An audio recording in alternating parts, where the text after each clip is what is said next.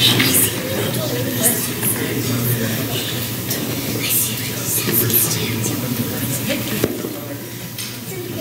face.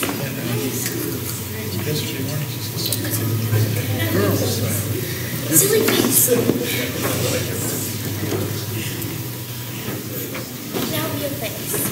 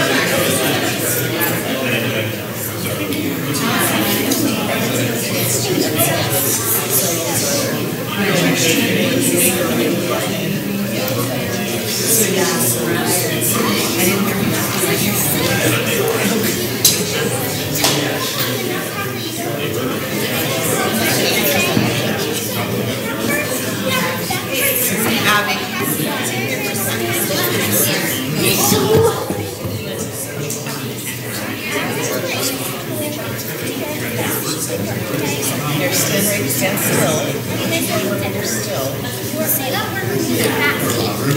Our inspiration is just moving 50 yards past each other.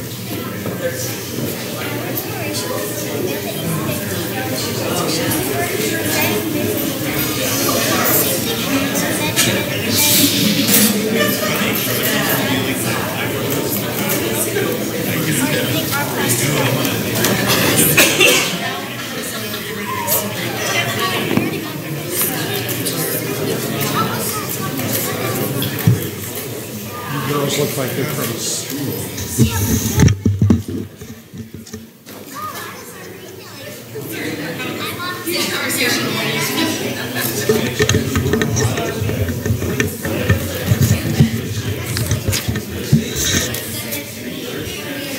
Hello, David. Hello, how are you? Swell. How are you? Swell. I like that word.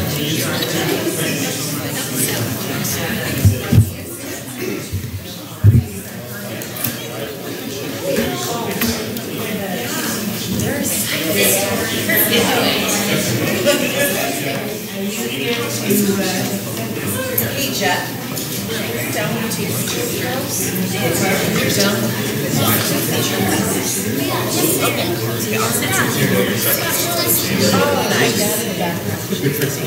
But I know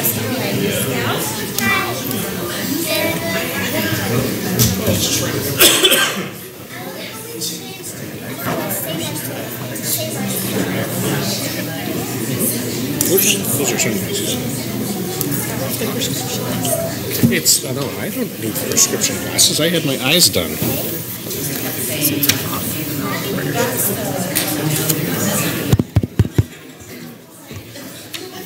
He's not going to call him by name. You should call. I have him calling Katie and Smith today. So Yeah, it looks like they changed it up. okay. Yeah, rather than a holistic name, it's just going to have the whole. Your thing. We'll change all the inputs over to this one. And then this will appear. Oh, so it'll be a little bit. No, it's like a second. Oh, okay. It just takes a button. Why do you think it's not going to work now? Susan said that you were nervous. It's going to be fine. Back and forth. Well, we assume the worst here.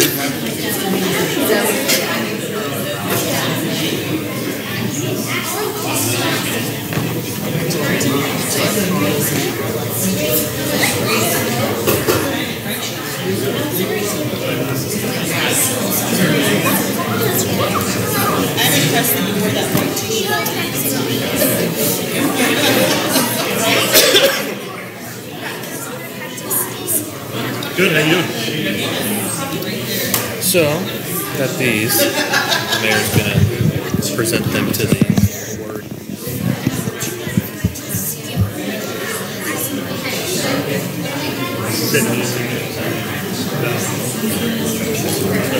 Yeah, he's on his way.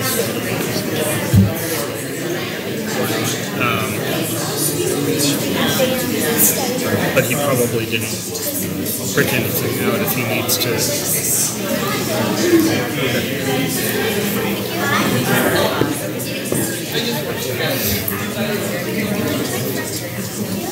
Yes, he will call you up to present the awards.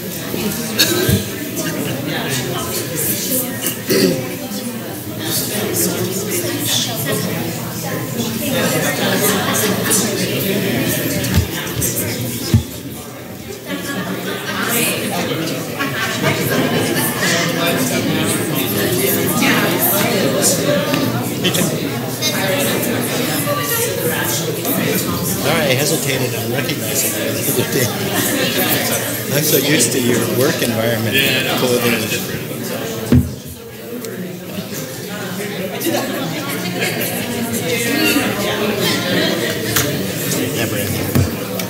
Never ending. Never ending. We've got 3/4 of an acre, and it's. If I don't have to do something, I'm creating something I have to do to improve and everything. Yeah.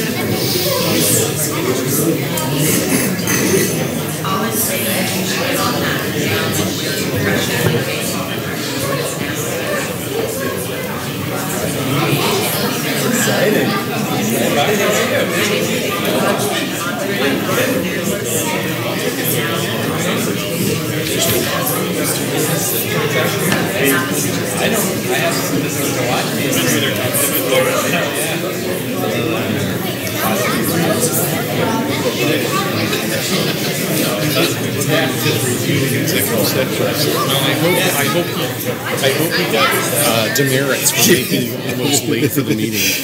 So I know that the girls would like to get a picture of their presentation. I assume you brought the pins for them. Yeah, they're right here. Good. Okay, good. Sure. Great. And Remy hasn't here yet. So Chuck, you're ready to go.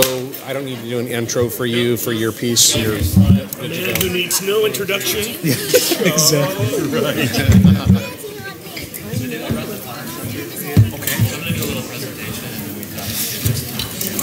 Aren't those nice? Oh, they are. So yeah, you guys did a nice job with those. They turned out great.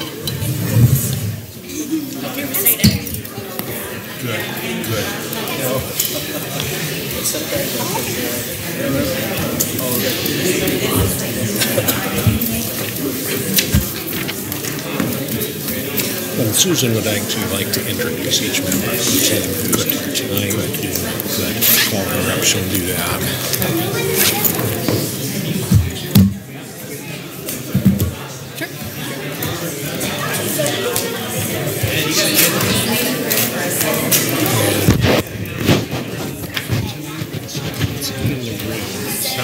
Sounds back there, Jenny. And it's just coming out of the restaurant. So. Her fresh right? What's that? Yeah, no, it's enchiladas, right? We'll see how it works. Yeah. And during one of the presentations, Okay. Okay. Out that door, you can go left. Should we wait? No, just welcome to you. Good to have you here. Rest when you're good.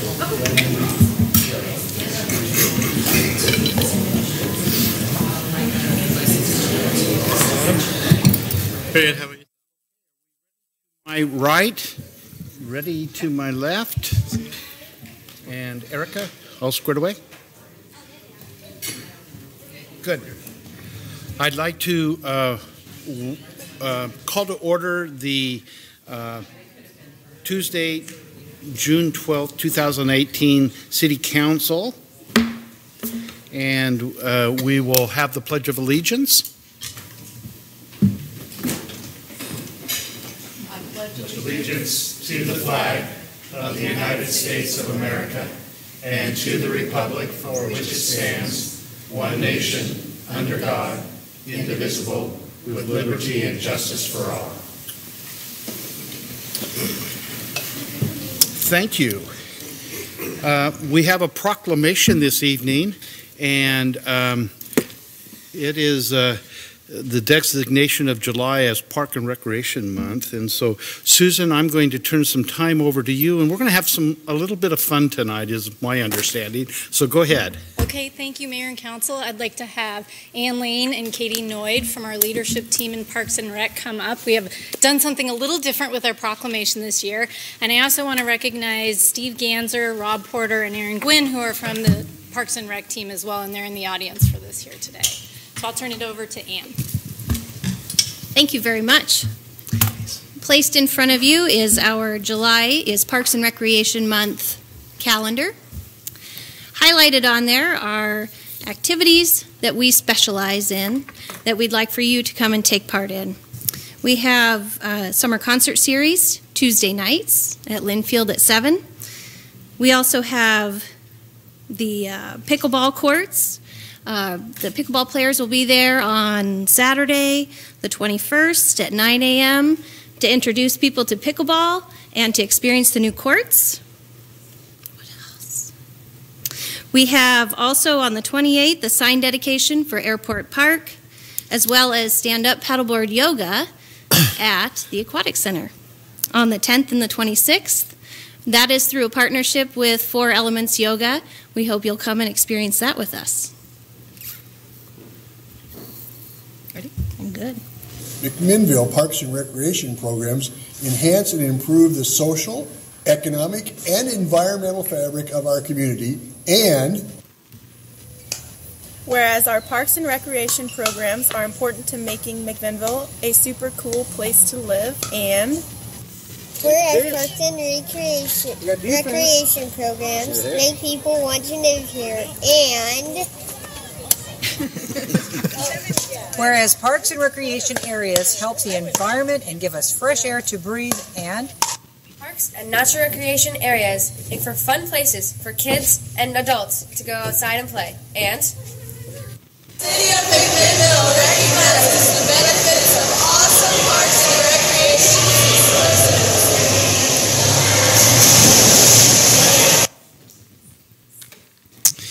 And so what I may do is I had help in giving the proclamation, but I think I will read it so that we can understand the words a little better. It was fun.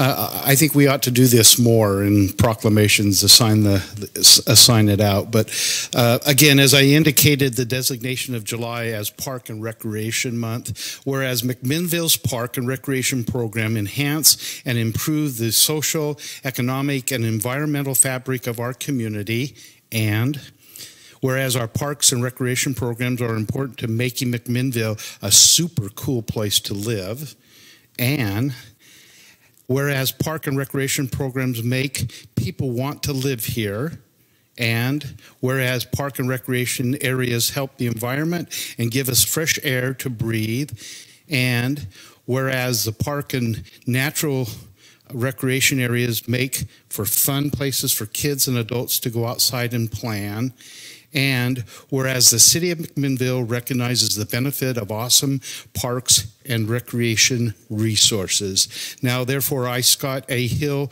Mayor of McMinnville, do hereby extend the spirit of fun to the residents of McMinnville in recognizing the month of July as National Park and Recreation Month. In witness thereof, I have hereto set my hand this, the 12th day of June, 2018, signed Scott A. Hill, Mayor of McMinnville. Congratulations, group.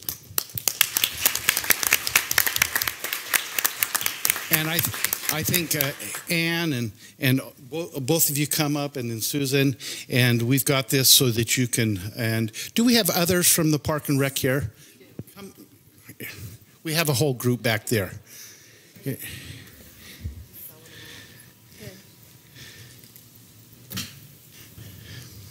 I know we've introduced some of these, but I'm going to just have them take the mic and introduce themselves and what their responsibilities are. So. Steve? Make me go first. Yes. I'm Steve Ganzer. I'm the manager for the recreation sports programs. I'm Rob Porter. I'm the manager of the Aquatic Center. Ann Lane, manager of senior and adult programs. I am Erin Gwynn, recreation coordinator for the senior center. Katie Noyd, recreation supervisor at the community center. And I'm Susan Muir, the Parks and Rec director. Again, thank you.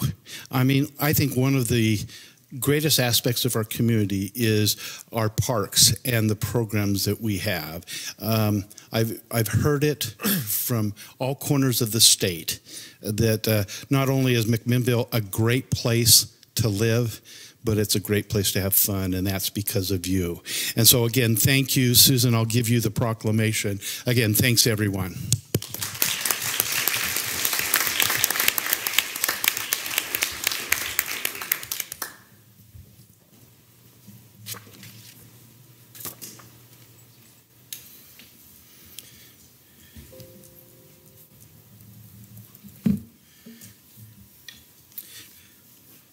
we have two presentations this evening. The first is the McMinnville Montessori School, and they have a presentation about stop pollution. And so I'll call up the students, and we've got Autumn Stassens, Tallulah Neal, is it Zoe Martin, yes. Eliza Davies, and Abigail Crank. Okay? And so you're going to make a presentation. I'm going to come down and give you a mic to help us hear what's going on. So who's going to address us first? We're going to start this way. Autumn, here you go. And then you just pass the mic as you go down. My name is Autumn Stassens. I'm Tallulah Neal. I'm Zoe Martin. I'm Elsa Davies. And I'm Abigail Crank. We really hope you enjoy our pollution posters.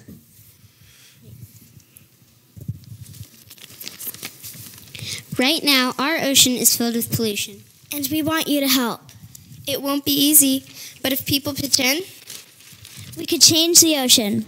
The ocean could be saved if people help for days, weeks, months, and maybe even years. The ocean needs our help, and only we can save it. Who wants to save the ocean and share the victory?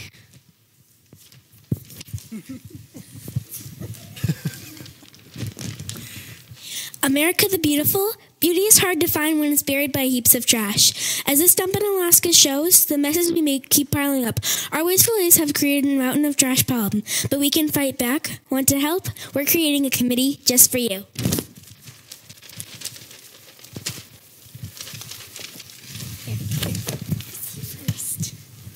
These are things happening in our world right now. 1 trillion plastic bags are used every year. This is one man trying to clean everything up. This seagull thinks styrofoam is food. When animals eat too much styrofoam or plastic, they can't digest it and starve. This free stork might have never been free again. It is trapped in a plastic bag, and it might have suffocated or choked. Luckily, a very nice man saved this stork from death. A plastic fishing net is wrapped around a sea turtle. The sea turtle would have died if a photographer hadn't freed that sea turtle. When strong currents make their way through the ocean, seahorses cling onto seagrass. But instead of seagrass, this seahorse resorts to a dirty Q-tip, which is another sign of a polluted ocean. Sea turtles are supposed to live in clean waters. Instead, pollution is taking over. The ocean used to be beautiful. Why don't we make it beautiful again? Tell you first. So we want to ban styrofoam in our community because, as my friend Abigail is going to talk about, she's going to be talking about styrofoam. We want to ban styrofoam because it's just filling in our community, and our community just can't take it anymore, and our whole world. A big part of pollution is not reusing things that you can reuse. You can reuse like those plastic containers that you get at the supermarket or those plastic bags. You can just wash them out and reuse them for different things. Our inspiration was from a whale that ate 50 yards of plastic sheet paper and died a miserable death. The same thing happened to many, many, many different fish and birds. And that makes us really sad because our animals in our world are eating the plastic that we created. A couple days ago, maybe a week, I was walking and I saw 2 plastic cups in the road. They looked pecked like a bird had eaten them, and I felt really sad. The next day, I saw 2 people drinking Polar Pop cups, and one of them littered, and I felt really sad. And then I looked around and I saw plastic, and then I looked the other way and I saw more and more plastic, and I felt like everywhere I turned, there was more plastic, and we really need to stop that. As my friend Autumn said earlier, as there is lots of these plastic bags and straws and bottles that you can reuse. You could make towers out of them and paint them. You could make a diorama for a report. You can just find different cool ways to reuse them. And it's another thing that you could do to help stop pollution. questions for the girls? No question. Go ahead, Wendy. How did you guys, I heard that your inspiration was the story of that whale. How did you guys hear about that? Well, there was a documentary about like plastic and pollution, and me and my mom watched it, and then me and Autumn watched it on the way back from gymnastics. So it was just Would you like me to finish that? Yeah. It made us really sad, and it gave us the idea because we really love animals and we hate to see them die. Mm-hmm. Any other questions? Girls, thank you for your presentation. It's not often that we have such sweet young things to come before the council, and it takes a lot of nerve to be up here, isn't it? It's a little bit scary. So thank you. I'll just let you know, we will listen to what you've said. We have a real commitment to sustainability in not only our community, but the things that we're doing, and we've taken a number of steps to help lessen that footprint. So again, it's good to have you. I've got something that you can remember this day. I've got a McMinnville pin for you. I'll shake your hand. There you go. Autumn, it's good to see you. Autumn comes to a number of our committee meetings with her mother, who's on the council, so it's good to see you. Thank you for coming. Thank you for coming. And thank you. And again, I know we've got some proud moms and dads out in the audience, and so thank you for supporting the kids and the school for coming in front of us tonight. Again, thank you.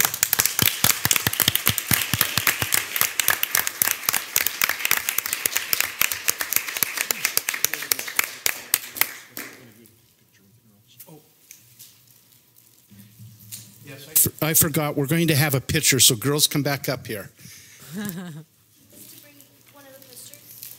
Yeah, you can bring, we'll just stand right here. And so two of you get on this side of me, and the rest of you over here. Okay, come in close. Let's go. Come right in close, you guys, so that we can. Okay. Moms and dads, friends. Okay. This may be on KOYC, so there you go, you guys. Again, thank you.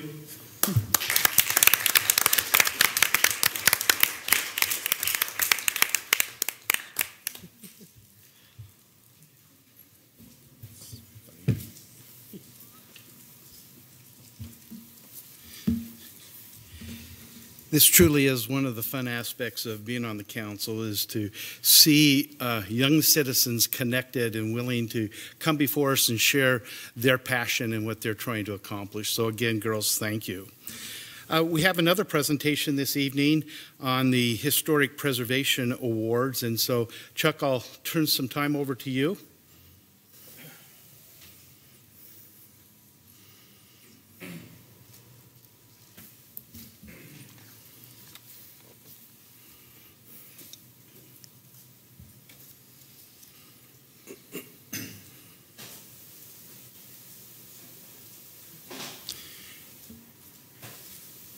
And Joan, thank you for being here and accompanying Chuck. And Joan is our chair of our Historic Landmark Committee. Yep. There's some other things that go along with that, but again, very passionate about the things that they're doing. So Chuck and Joan. Yep. So we're here tonight to present the Historic Preservation Awards. Just for a little bit of background, the Historic Landmarks Committee decided to re-establish this program. It had been done a few years ago.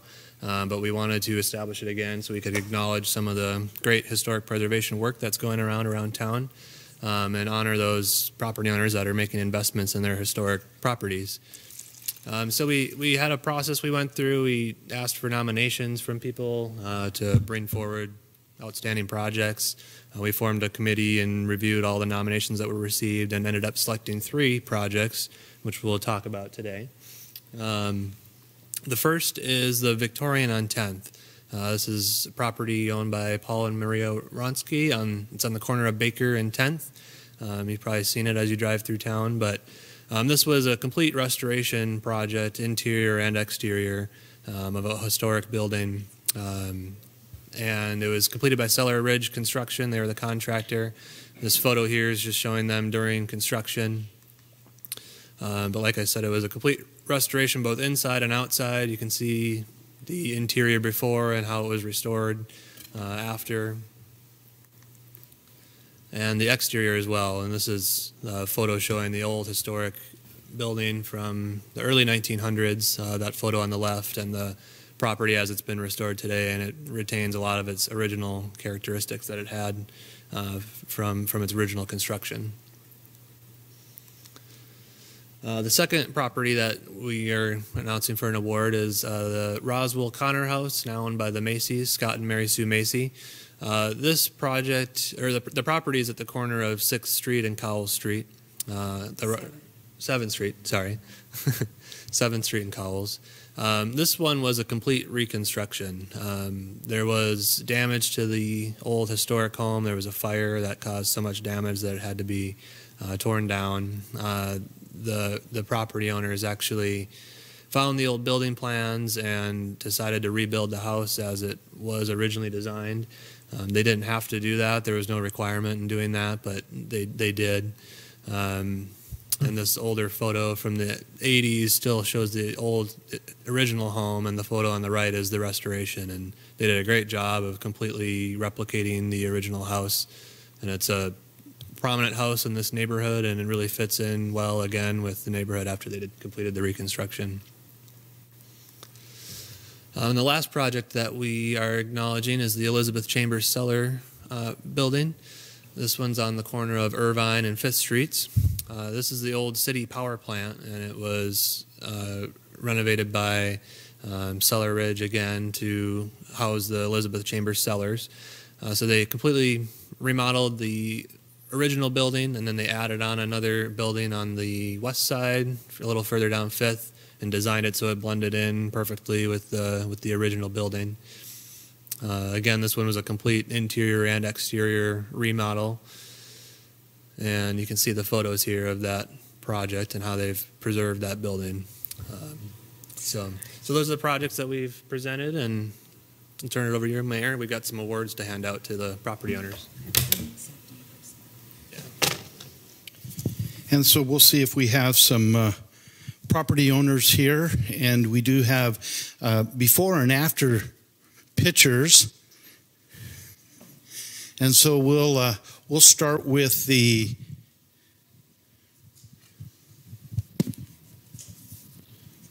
Victorian on 10th. Do we have the property owner here? Why don't you come on up? Again, this is exciting to take a look at the detail many years ago and the real detail today. Why don't you just share, just real briefly, kind of your thoughts about living in a historic home and then what you've done? Sure. So this is actually a small inn, so I don't live there, but I had always wanted to take an old historic building and renovate it. This one was in really bad shape, but I knew it had good bones, and John Mead from CELLAR Ridge helped restore this back to its original beauty. Thank you. Thank you, Bill.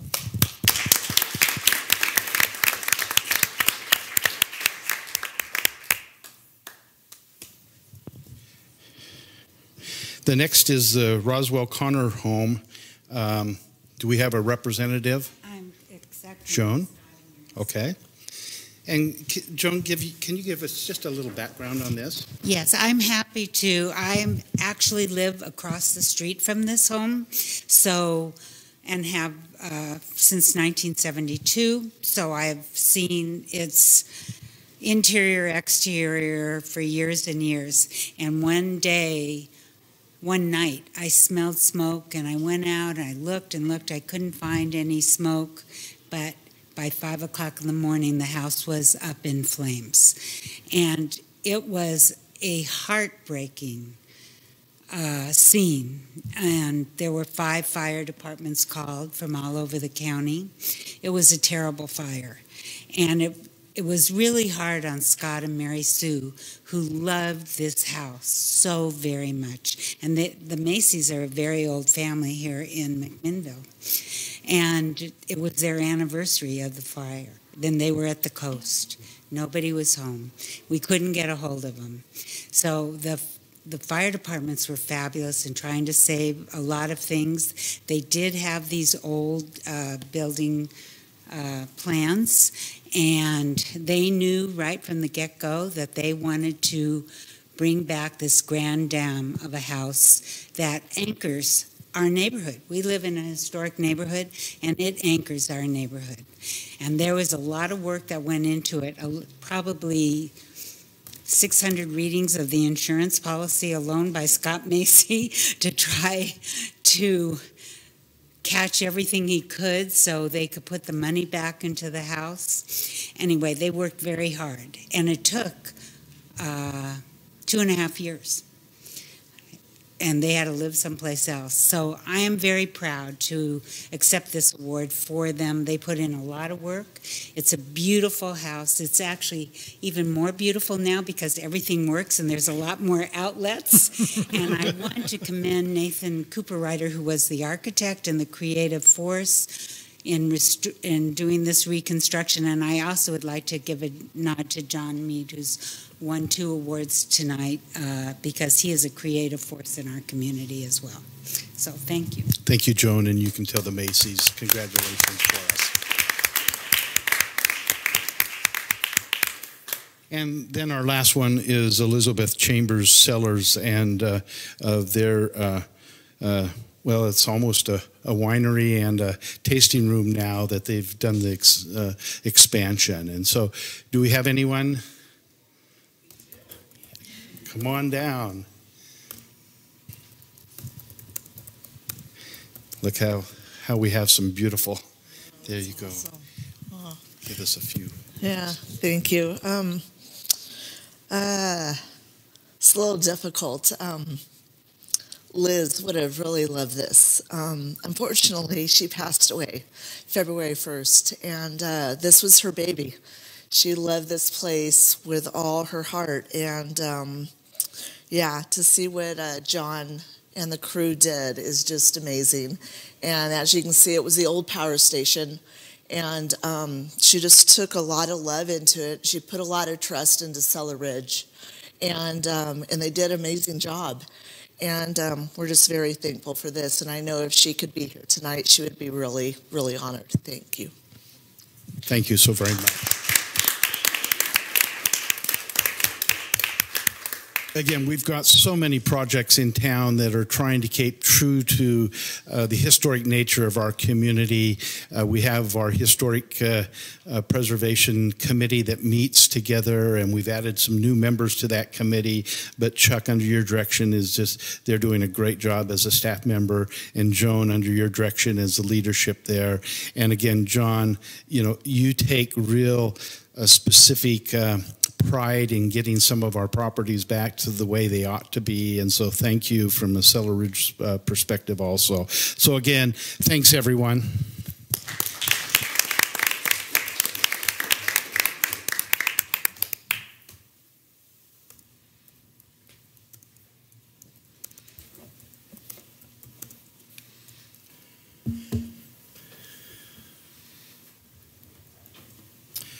Okay, that takes us to our invitation for citizen public comment.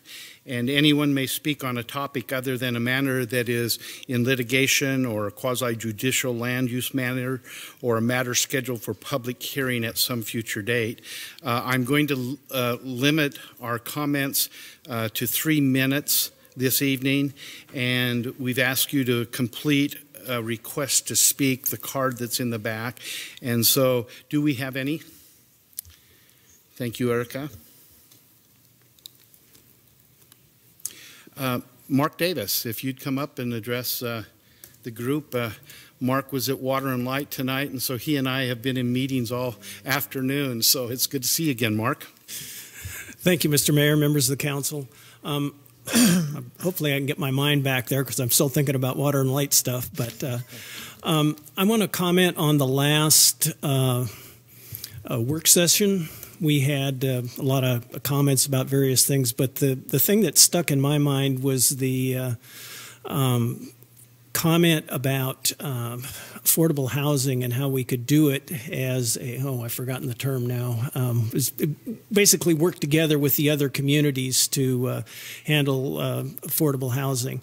And on sort of a, on the surface, that sounds reasonable. I worked for 19 years at the Housing Authority, and we certainly tried to work with other people, but the reality is there's a limited amount of resources, both, people and money. And I just don't see that as very practical. My concern about that comment was it also could imply that, we're going to let the low-income people live in Lafayette and Dayton and Amity, and that we're not going to be building the housing we need to house them here in McMinnville. And I hope that no one on the council took that discussion as meaning that that was appropriate. I don't think so, but I just wanted to at least bring it up. In my experience, I reached a point where, people would always be coming to the Housing Authority. Oh, you can buy this cheap piece of land in Amity or Yamhill or, build some housing there. Well, the reality that you find when you try to build in the smaller communities is they do not have the infrastructure to support development. I mean, they often don't have, the sewer infrastructure, the water infrastructure, the roads. I mean, I can think of one project where we literally, built a sewer pump station, put water out to a project, built roads on 3 sides of it. So it ends up costing a lot more working on that. The other cost is to the people who live in the outer areas. They have to drive to McMinnville for food, to go to the doctor, to, school usually, so they're either taking public transportation or they're it's a cost to them to drive back and forth. So I really think that, as a city, we need to, figure out how we're going to, house the people that we're expecting to come here based on our economic opportunities analysis. And I'm not an attorney, but I also believe that that's a requirement of Oregon land use law. So I would encourage you to, while it's a great idea to collaborate and work together and, anything we can do to work with other communities, I think the reality when we get into this urban growth boundary process, we need to, stick to figuring out how to take care of it ourselves. Thank you. Thank you, Mark. And just to let you know, and you're very much aware of it, that we do have our Affordable Housing Committee that meets on at least a monthly basis, and we're driving towards some of those end results that you talked about. So again, thank you. Anyone else from the public that would like to address the council this evening? Hearing none, we'll move forward. We have a public hearing this evening, and so I'm going to go ahead and open the public hearing and call on Marcia and Jeff to introduce the items, and we're going to be talking about the proposed 2018-19 budget, and so we'll open the public hearing.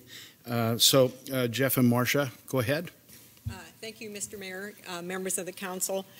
ORS 294.453 requires that the local government's governing body hold a budget hearing to take public testimony on the budget as approved by the Budget Committee. So this evening's public hearing is for the City Council to hear public comments on the city's 2018-19 budget, which was approved by the Budget Committee on May 16th, 2018. Okay. Thank you, Mayor, members of the council. In addition, at the close of the Budget Committee meeting, after the Budget Committee approved the budget document, they also asked for staff to bring back some options for the council to consider that could increase open hours at the library. And so Jenny and her team have worked that issue. We have discussed it at the executive team level. I'm going to invite Jenny to come forward to talk to you in a little bit more detail about that. But in your packet, we've presented a couple of different options. Jenny also put together a narrative to discuss how we got to the recommendation that's before you tonight. And we wanted to make this presentation before the mayor opened the public hearing in case there were any folks who wanted to testify on this issue in addition to the budget as a whole. So at this point, I'll turn it over to Jenny for a more detailed presentation on the options, and we'll be happy to answer any questions that you may have. Hello. Good evening. So you received a report from me that outlined the process that was followed after your request for proposal.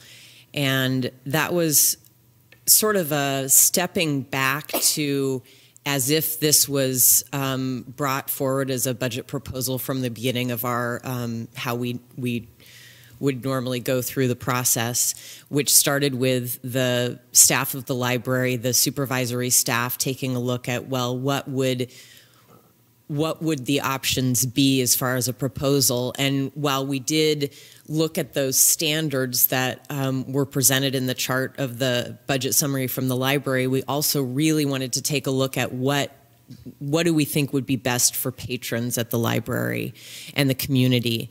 And that's where we ended up with actually the 6 additional hours as one option for additional open hours, thinking about Friday nights being open until 6 instead of 5, thinking about people coming home from work or after school and just wanting to stop by quickly to get their things for the weekend. And then also, as we have been wanting to do since I think it was 2012 when the hours were reduced, which would be to add hours back to the weekend days, morning hours to weekends. And that's where you see then the 6-hour proposal is one of the options there. And then of course we also, once we grabbed hold of that Friday open until 6, we decided that that would be something that would really well serve our patrons. So we kept that there and then just looked at some reduction, thinking maybe Sunday morning as a later option. And then another option that you see there is the option that was brought forth I think it was in 2015 as another option. So those are the 3 things that you see there. We also did due diligence in asking ourselves then, once we estimated costs, if that would be the most appropriate and useful way to use those funds. And after thinking about a number of different things that are also needs of the library, we decided that the hours, the open hours, would be the most benefit to most people. After that, then that proposal, or that idea actually came to the executive team. Again, this is the process that would normally we would normally go through in terms of looking at the budget, the city budget as a whole, and again, is this the best use of those funds? And with some really good discussion, a lot of different ideas coming forth, I think it's okay for me to say that I got the nod from the executive team that, okay, yes, we will support this. So that's what you see in front of you with those different options there. I was still struggling a bit and then had a conversation with Jeff about which option to recommend. And he said, well, talk to me as the library director. What do you think is best for the library? Well, more open hours at these particular times, I think, will best serve our community. So that's where the recommendation for Proposal A comes from, with those added hours. And so before we launch into questions, the other thing that we would recommend is that we felt like we were really thoughtful and intentional about putting together the budget. I think we had a lot of good discussion at the budget committee meeting, and I think given the relatively small size of this budget change and the kind of impact it generates, our recommendation is that should you approve the recommended additional hours, that we would simply adjust the carryover balance to make that payment. I didn't feel like we should go back into the budget that was presented and pull anything out. So knowing that there's some tension about that reserve, it's relatively small. I think it's less than 0.2% of the budget. So even though it does spend it down a little bit, we felt like that was the right way to go to implement this recommendation should the council choose to direct us to do that. The process that we would go through is after you have your public hearing, either by consensus or by motion, if there is an option here that you prefer, let us know that, and we will work those changes into the final document that comes to you for adoption in 2 weeks. Thank you, Jeff. if my recollection of our discussion around the library was to minimally get it to that 50 hours. I think that was our intent. And so any questions for Jenny from the council? I have one. Go ahead, Wendy. Jenny, do you have numbers from before the hours were scaled down, or anything that you can see, like where the patrons were most missing the hours? Did you have anything like that we did guide your decision about where to try to get extra hours again? Yes, we did surveys, a couple of different, we did survey people back in, I think it was in 2014, asking if we could add additional hours, where would those hours be added? And I have to say they were all across the board in terms of what people wanted, mornings, afternoons, evenings. We did see a lot of Saturday morning as a request. We did also see Monday hours as a request. I have not gone there yet.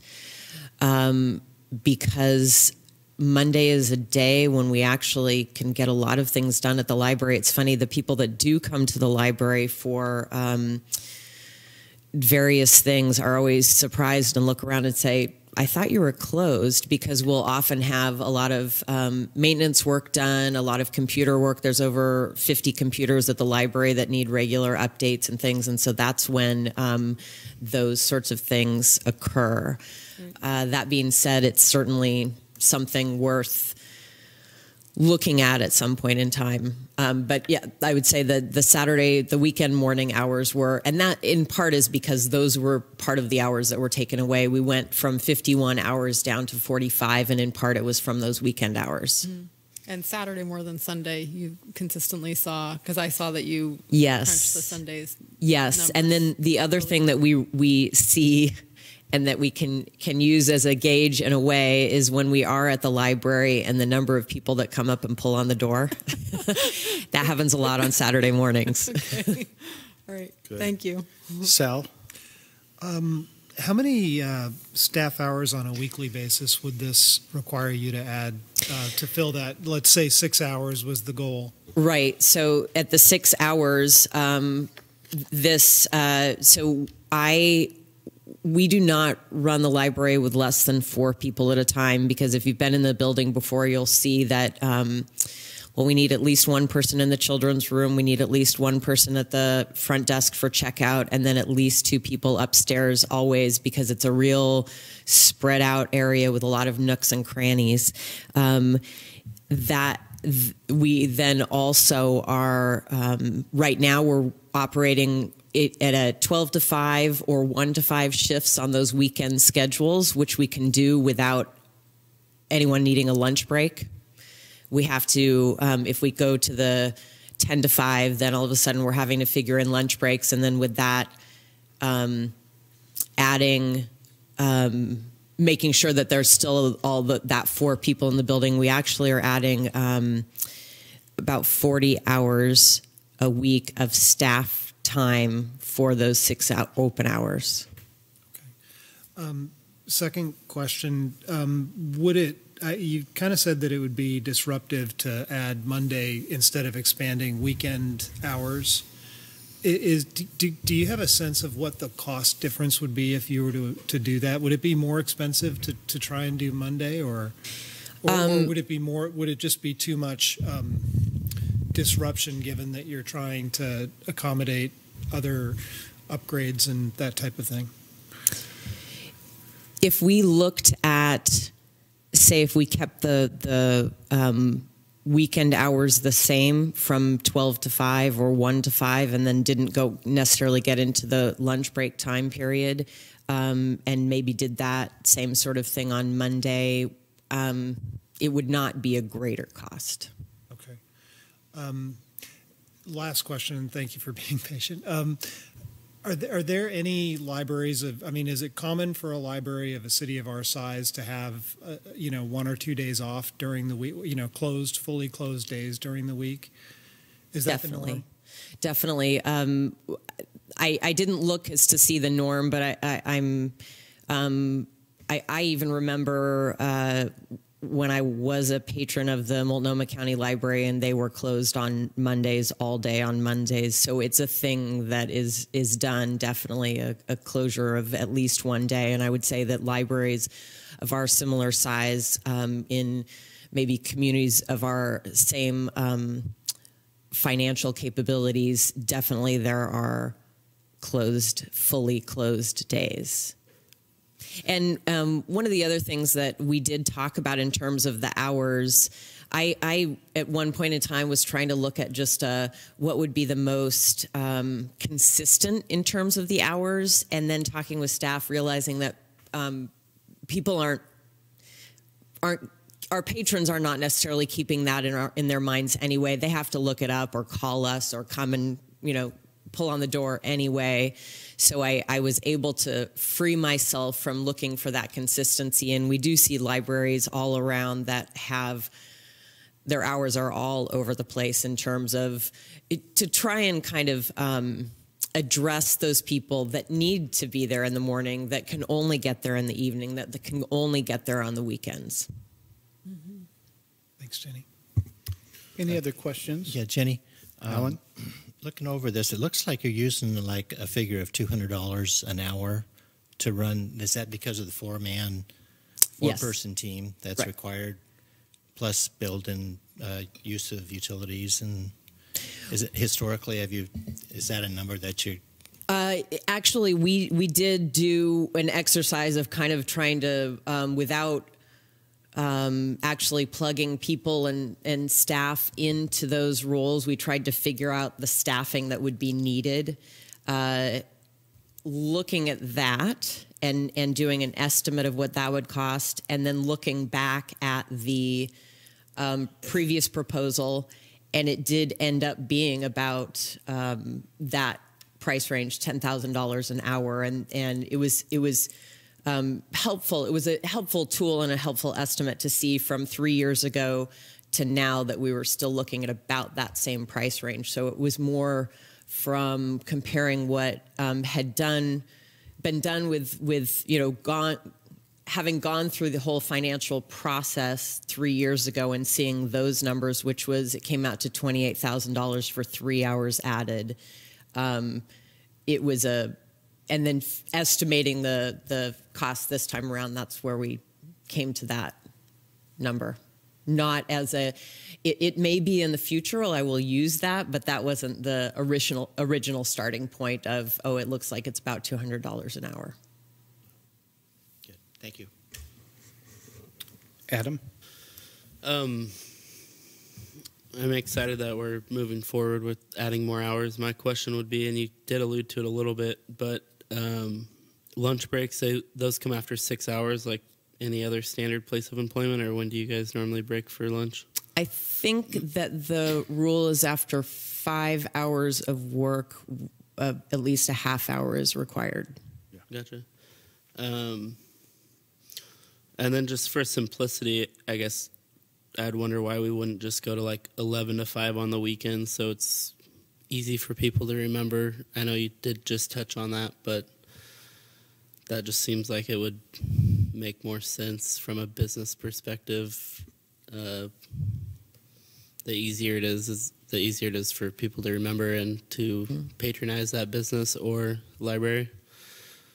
I'm fine with option A or B, but if that threshold was 6 hours, then I would say just go 11 to 5 on Saturday and Sunday to alleviate pain for those lunch breaks. But if it's 5 hours, then that point is void. Right.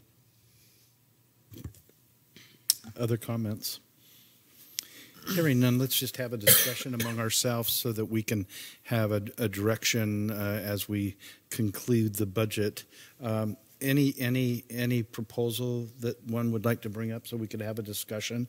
I think Adam shared a thought around which would follow more option, I would guess B, 11 to 5 on Saturday and Sunday, which would give us 50 hours at an estimated cost of $50,000. Anyone else have any? So, Mayor, just let me say that our strong preference would be that you choose one of the options. Okay. We put a lot of time and effort into trying to figure out start and close times. Having a 10 o'clock open 5 days a week creates a lot of consistency. Sunday's typically a day where folks are starting a little bit later anyway. And again, folks are generally going to call us to find out when the hours are. Based on the historical use of the library, we think that for option A, those are the right hours. For option B, those are the right hours. For option C, those are the right hours. Okay. Thank you, Jeff. Argument, Mayor, I would make a motion or at least a suggestion that we can seriously consider option B. Okay. Since that was basically, we were trying to get it up to what would be required for the community. Okay. So I saw, go ahead, Adam. I guess just one more question for Jenny, if I may. The Sunday between 11 and 12, that 1 hour differentiation in start time, is there a large amount of patrons you think would utilize that extra hour, or? Sundays are a less busy day than Saturday. We historically have not been open earlier mornings on Sundays. So it would be hard for me to say whether or not that would be a highly utilized time period. What were Sunday hours back in 2013 before they were cut? They were 1 to 5, I believe. Okay. Mm-hmm. Then yeah, I would support option B more than A. Okay. And so, Sal, what's your thought? Yeah, I agree. Option B is consistent with what we talked about. Alan? Option B. And Wendy? Yeah, I also would support option B. Okay. So as it sits right now, I think the council would like us to move with option B, and without going back and changing the budget, that we'll take it out of our contingency that we built in. Is that correct, Jeff? Okay. And so we've addressed that one piece that we had in our budget discussions. So I think I'll open it up to a public hearing for hearing comments from anyone out in the audience that would like to address the budget portion. Mark?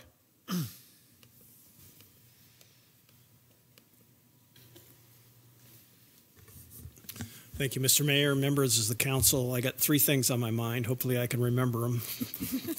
The first is I would like to congratulate the finance director.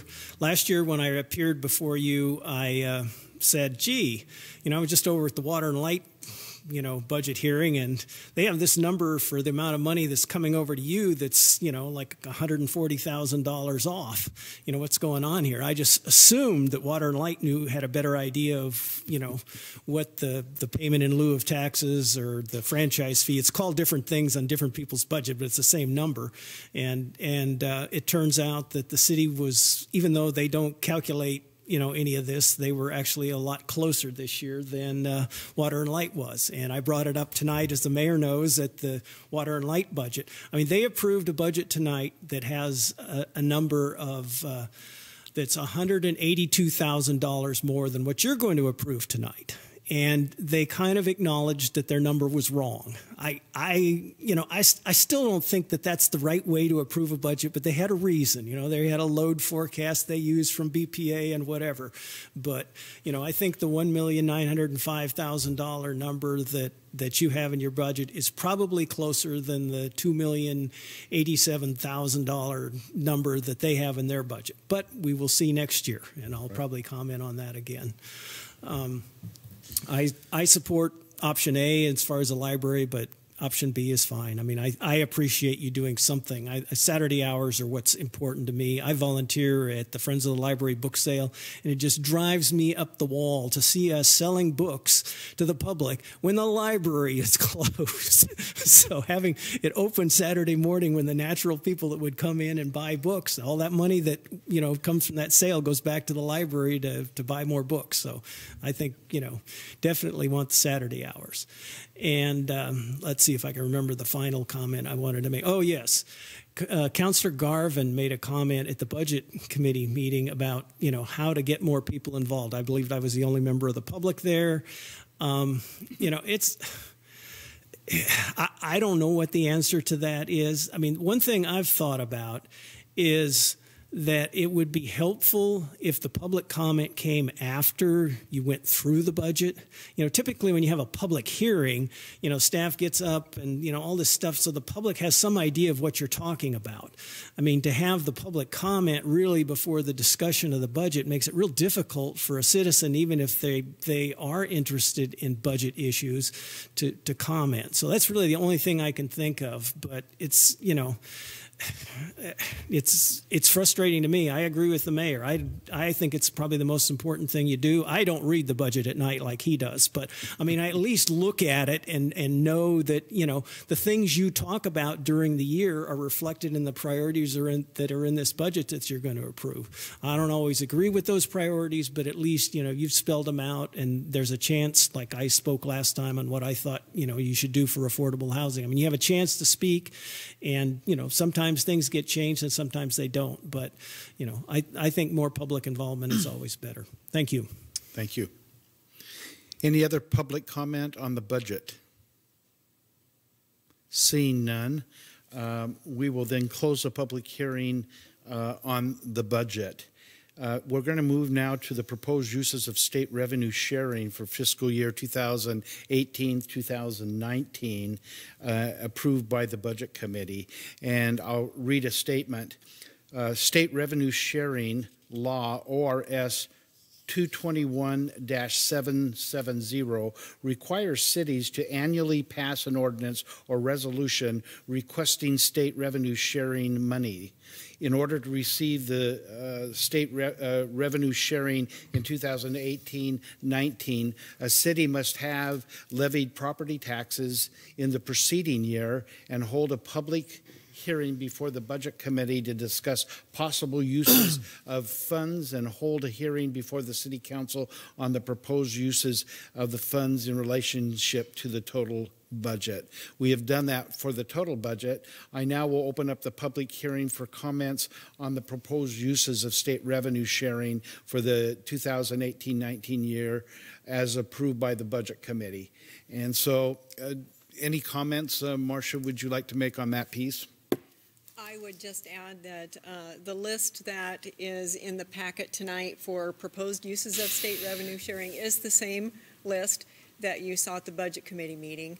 And I would just comment, too, that the $429,000 that you see there in state revenue sharing is made up of $357,000 in state liquor sales and taxes and $72,000 in state marijuana taxes. Thank you, Marcia. Any comments on our uses of state revenue from members of the council? Okay, it's out before us.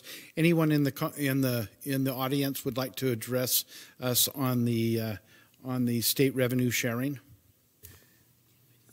Seeing none, then I'll go ahead and close the public hearing on the state revenue sharing. Okay, that takes us to our consent agenda this evening. We have a number of items on the consent agenda. For your consideration are the minutes for the March 27th, 2018 regular City Council meeting, the April 10th, 2018 work session, and the regular City Council meeting of April 24th, 2018, and a work session and regular council of May 30th. Or excuse me, May 30th was the City Council work session. We also have a consideration for a request for a winery OLC license from J Wines LLC located at 2515 Northeast Orchid Way. We also have a request for a full on-premise commercial OLCC license from Mexicali Asorba de Mexico Incorporated, located at 1208 Southwest Baker Street. We have also consideration for a winery OLCC license from Kira Wines Oregon LCC, located at 820 2803 Northeast Orchard Avenue. And then also we want to consider Resolution 2018-26, a resolution declaring the necessity of maintaining the Public Safety Facilities Construction Fund has ceased to exist and transferring the remaining fund balance. Anyone on the council like to take anything off the consent agenda? Hearing none, I'll ask for a motion. I so move. And a second? Second. It has been moved by Kelly and seconded by Adam that we accept the consent agenda this evening. All those in favor, please indicate with an aye. Aye. Any opposed? Thank you. That takes us to a number of resolutions that we have this evening. Our first resolution is a resolution 2018-27, a resolution increasing appropriations for fiscal year 2017-18 and authorizing expenditures of grant funds. And Heather's not here. So let me see. Marcia? Yeah, Marcia. Do you want to take that one? Or do you want me to? Well, I can talk about the amendment to the budget, which is required because the supplemental budget is required because we have these additional grant funds to spend. So we need to increase the appropriation in the planning department to be able to spend those grant funds. Mr. City Manager, do you want to take it from there? Yeah, I'm just trying to find the item here. I didn't have it. Yeah, it's 141. Thank you. 141.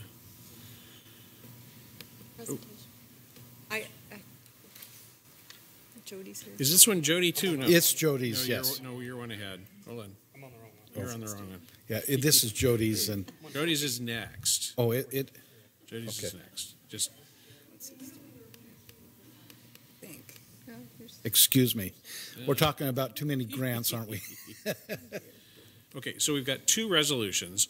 Both are related to the grants that MEDP is working on. So while I'm doing a setup, we'll have Jody. Is Lacey coming forward too? Yep. So Jody Christensen and Lacey Digraph from MEDP will talk to you in a little bit more detail. We had the opportunity to work as partners with MEDP to help replicate one of the really cool things that we're able to do in this community.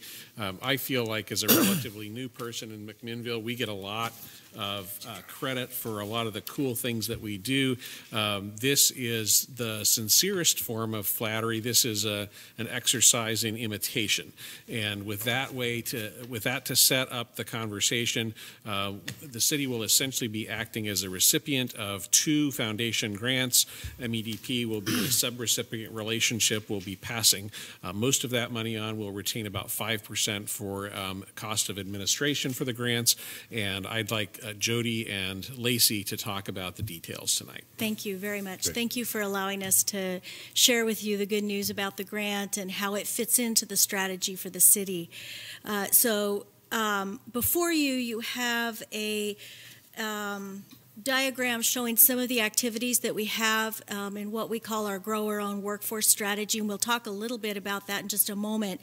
But as you know, McMinnville Works, our summer internship program, we're launching into our 6th year. It's garnered quite a bit of support and recognition throughout the state. And last year in 2017, the Oregon Talent Council came to us and asked if we would be able to create workshops to help other communities replicate the program. We submitted a proposal and were awarded money to create a workshop. We successfully executed 4 throughout the state of Oregon, and as a result of that, 3 programs have started. The Gorge Works program, Clatsop Works, and this year we partnered with Chemeketa Community College and they've started Chemeketa Works. So we're very proud to have been able to help other communities. We also did quite a bit of learning during that process, but we were recently, well, not recently, over the last year or so, the Oregon Community Foundation and the Ford Family Foundation came to us at different times and asked if we could do it again. And we worked through some of the elements of what that would look like. This is a first ever time where the two foundations have come together to fund one proposal. It was outside of their normal granting process, so they kind of created a streamlined process for us. And we were very thankful also in that they allowed us to build some capacity in the grant for McMinnville. So prior to that discussion, they had wanted us to just take our show on the road, if you will, to other communities, and we really held fast that there needed to be something that was meaningful for McMinnville in this process. This grant would not have been possible without the partnership with the city. We cannot access funds because we're a C6, and so when you go to a foundation, you have to be a C3, and so this unique partnership and this really important partnership with the city allowed us to do that. So this year we will be executing application process for 4 communities under the size of 35,000. We'll be delivering those workshops where the grant allows us to bring in a contractor or a capacity building within our organization so that there'll be somebody who can do that. But it also allows us to enhance our own internship program and to build a brand new pilot program that we're going to talk about in just a moment. So I'm going to let Lacey talk a little bit about some of the current programs. And again, our McMinnville Works strategy is not just about the internship. It's part of a bigger system in ways that young people and young professionals and existing employees can really access the best of training so that they can reach those higher levels of skills and thus living wage jobs. So we'll let Lacey start just with our current programming. Lacey, pull the mic closer to you. Yeah, that'll be great. All right. So the first kind of group of programs that we have are for Explorers, which we have on the sheet, and that's for 11 to 17-year-olds, so really students who are just beginning to look at what they might want to do for their career. And one of the first things we do with that is educational tours, and that's bringing both middle school and high school students to local manufacturers in the community to expose them not only to what careers in these different fields could look like, but also to expose them to the fact that there are these manufacturers in the community and that they can find good, well-paying jobs here with companies that are doing really cool things. And not only that, it helps the manufacturers because it brings students in, it exposes them to the community, and they can go tell their parents about those cool jobs that are available. So last year we were able to bring middle school and high school students to both Northwest Rapid, which does 3D printing, and Northwest UAV, as well as ECNC Inc. This photo is from a tour at Ferrum Technology, as well as one at Solid Form Fabrication. What was great about Solid Form is we were able to bring the fabrication students in from the CTC program. This year we were also able to do in-class presentations. So this is Northwest Rapid at a Patton Middle School class. And what was great about this is that the Patton Middle School students are actually using 3D printing currently to build a prosthetic hand. And so this really allowed them to see the application of what they're doing into a career at Northwest Rapid. We also got the chance this year to do an industry tour where we brought local manufacturers into McMinnville's high school's Career Technical Center to show them what the school is doing currently to teach kids different skills to further them in their own careers, as well as we had a roundtable discussion where both educators and businesses were able to talk about what entry-level work means and what workforce we need in our community. So next is our McMinnville Works internship program, and this is really for college-age students plus. Just the nature of our internships, they are big projects that have really important skills needed for the companies. And so this is the 6-year, 9-week, full-time paid internships, and it brings talented young professionals into the community. We advertise these internships all over the West Coast. We have a Cal Poly student this year who has an internship, different colleges all over the interns are coming in, and it's keeping young professionals in the community. I'm an example of this. I was a McMinnville Works intern who stayed on board. I still have friends who are in the program who are also still here. And finally, workforce training is a really important element, and it's continuous training that needs to be implemented for every age of worker, specifically for mid-skill and management training. These needs are currently being met through Chemeketa Community College, on-the-job training, the Oregon Manufacturing Extension Partnership, MEDP's Next Strategic Solution Series. So this is our own program that we do. Last year we had a 4-part series that was for manufacturers learning about lean manufacturing, as well as employee retention and recruitment. And this is not a comprehensive list. Obviously, there's more training in the area, but this is specifically what MEDP is doing. We also had a finance training this year where we were able to bring in some financial experts to speak on how companies can access programs throughout Oregon. So what's really important about what we do is we always put our businesses first whenever we develop programming. A lot of times we have to start from scratch because it's something that doesn't exist. So these are programs that we've just described that we're already doing. The grant's going to allow us to take some things to the next level and also to create some things from the ground up. And so the projects that we have in development, and I'm using this term loosely, we're calling this the pipeline project. This is going to be where the grant really helps us build a pilot and capacity around entry-level career path opportunities for students who are graduating from high school but haven't yet determined their next step. So how do we bridge that diploma to employment in career tracks for our local companies? We're really excited about some of the conversations that we've had with our businesses, but we know we have to create it from scratch because it doesn't exist. So this grant allows us to do that. And we're very excited because, as you know, through the strategic planning process, this is a huge opportunity for us to get young minds connected to career opportunities. And so we're going to really put our effort and force into this area. Again, the grant supports that. The other piece that we've heard, and you've heard it in strategic planning as well, is the opportunity to support trades. As Jeff Dix said at Cascade Steel, it is beyond critical to find people to fill these positions.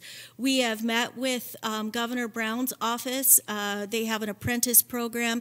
Their team is coming to town on Friday, and we're actually visiting with them about how we can create a pilot opportunity here in McMinnville for apprenticeships. We are beyond excited that this grant allows us to be able to do that, and just the ability to have that capacity.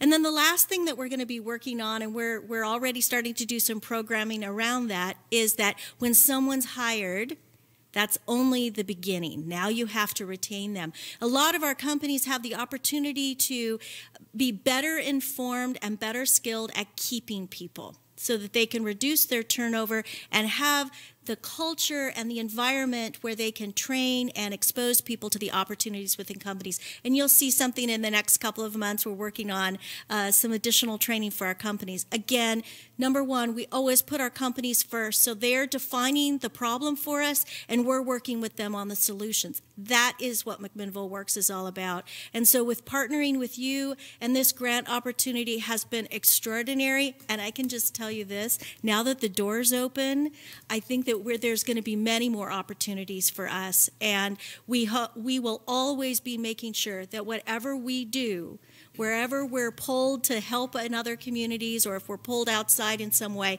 we will always bring back resources to home base, and we'll make sure that our companies are finding the best solutions possible. So I don't know if we have time for questions, or if there are questions. We'll do that. So just before we launch into questions, just to clarify for the council, you've got 2 actions to take tonight. The first resolution amends the budget to allow us to receive and spend the monies in the current fiscal year. Clearly, when we put together the budget this year, we didn't know this was happening, so this is a new grant. And then second is a resolution that authorizes me to sign the contract with MEDP to pursue this work. Thank you, Jeff.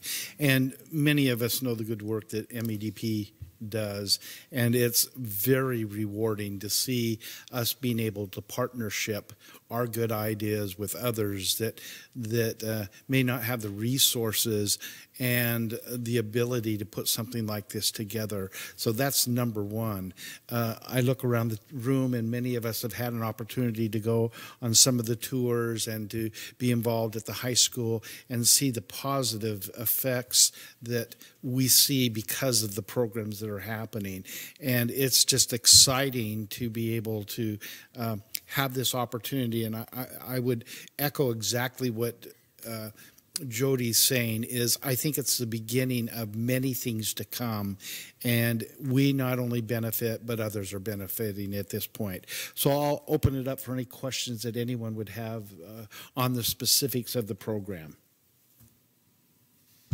I'd just like to comment that, wow, this is fast. It's sort of like an answer to prayer in a matter of days. So I'm very excited about this. This is wonderful. Thank you. It is something that we continually work on, and we have many things that we have we never lack for ideas in our office, so we put some things on the back burner, on simmer, and then, so we're ready for these kinds of opportunities. So thank you. Yes. Thank you. Any other comments? Alan? Yeah, just a comment. Great job for you and your staff. You've really got to have patience in this game, don't you? Yes. And you can see it come to fruition, but it does take years to keep things going. And I really appreciate your enthusiasm every year or every day. And Thank you. That's what it takes. So keep going. Thanks. Thank you. Thank you, Alan. Any other questions? I'd also... go ahead. Go ahead, I just wanted to say great job, and it's been known that this is needed for a long time, and I'm excited that you guys connected the dots and we can get going on it. So great work. Thank you. Thank you, Adam. Wendy? Yeah, also kudos to you guys. I mean, the reality that what you guys are doing is able to then help other communities, and that you've been recognized by these two great foundations that have approached you shows, and we know, but you're being recognized for the quality of your work beyond McMinnville, which is amazing. And also, thank you for all of the work that you've done to be prepared for an opportunity like this. I know, like you were saying, clearly you have your act together to be able to seize this opportunity when it comes along, which shows that you're thinking ahead and outside of the box, which I've always known, but just in black and white, it's great. Thank and you. then also, yeah, answer to a prayer. We were just talking in that work session about like all of these things, and then all of a sudden, so it's excellent. I'm really excited for it. I can't wait to see what you do with it. Thank you. Well, through the strategic planning process and the economic development strategic planning process, many of our beliefs were validated with data, and so we have very good working relationships with our companies.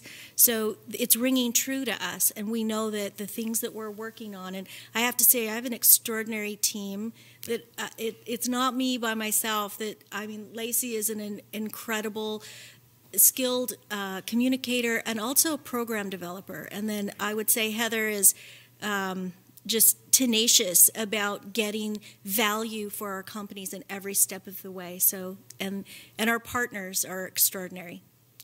So thank you. Thank you. Any other comments or questions?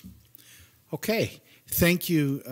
And again, thank your whole group, because it is a group effort. If you've ever been in there, it is so much fun to go into the bullpen, so to speak. Thanks, you guys. Thank you. Okay, we have in front of us then a resolution 2018-27, a resolution increasing appropriations for fiscal year 2017-18 and authorizing expenditures for grant funds. Do I have a motion to approve resolution 2018-27? Moved. So moved. Okay, Second. so moved by Alan and seconded by Adam. All in favor, please indicate by saying aye. Aye. Aye. Any opposed by saying nay. This resolution passes unanimously. Up next is resolution 2018-28, a resolution authorizing the city manager to sign a contract with McMinnville Economic Development Partnership in the amount of $73,650 for the development and delivery of an Oregon Works program. I'll ask for a motion to approve resolution 2018-28. So moved. And second? Second. Okay, so Sal motioned and Wendy seconded it. All in favor, please say approve by saying aye. Aye. Aye. Any opposed by saying nay? This resolution passes unanimously also. Thank you. This brings us to Resolution 28-29, a resolution awarding the contract for the 12th Street Sanitary Rehabilitation Project, Project 2017-4. Mike, we'll call on you to give us a report. Thank you, Mayor, members of the council. I'd refer you to the staff report that's in your packet, as well as the proposed resolution and project vicinity map. I will note that I just noticed that project manager Roy Marquis, who's responsible for this work, neglected to reflect that in the address part of this memo. But this is good work by Roy, and I need to reflect that is the case. This project rehabilitates approximately 17,500 lineal feet of sanitary sewer main line. We'll use pipe bursting, pipe lining, and dig and replace elements in various parts of the project area. The project also includes repaving portions of 11th and 12th Street that were included in the 2014 transportation bond package. We wanted to make sure the utilities were fixed before we repave those streets. The project's expected to start later this month and be completed by the end of September. On May 20th,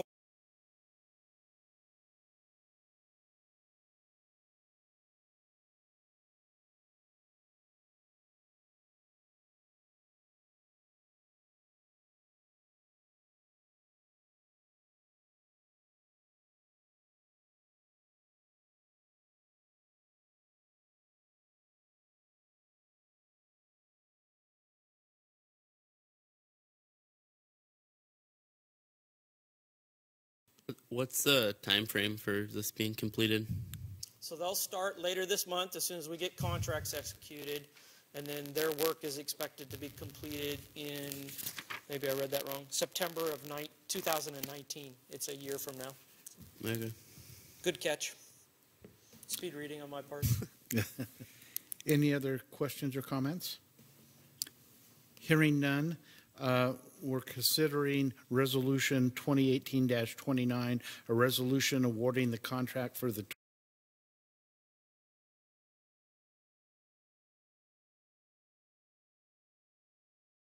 I'll ask for a motion. So move. And a second. Second. So Kelly has moved and Wendy has seconded. All in favor, please signify by saying aye. Aye. Aye. Any opposed by saying nay? This resolution passes unanimously. Our next resolution, 2018-30, a resolution awarding the contract for the 1st and 2nd Street pedestrian improvement, project number 2017-7. Mike, if you'd give us a report on this project. Thank you, Mayor, members of the council. And again, I'll refer you to the staff report that's in your packet from project manager Larry Sherwood, as well as the proposed resolution and the project vicinity map.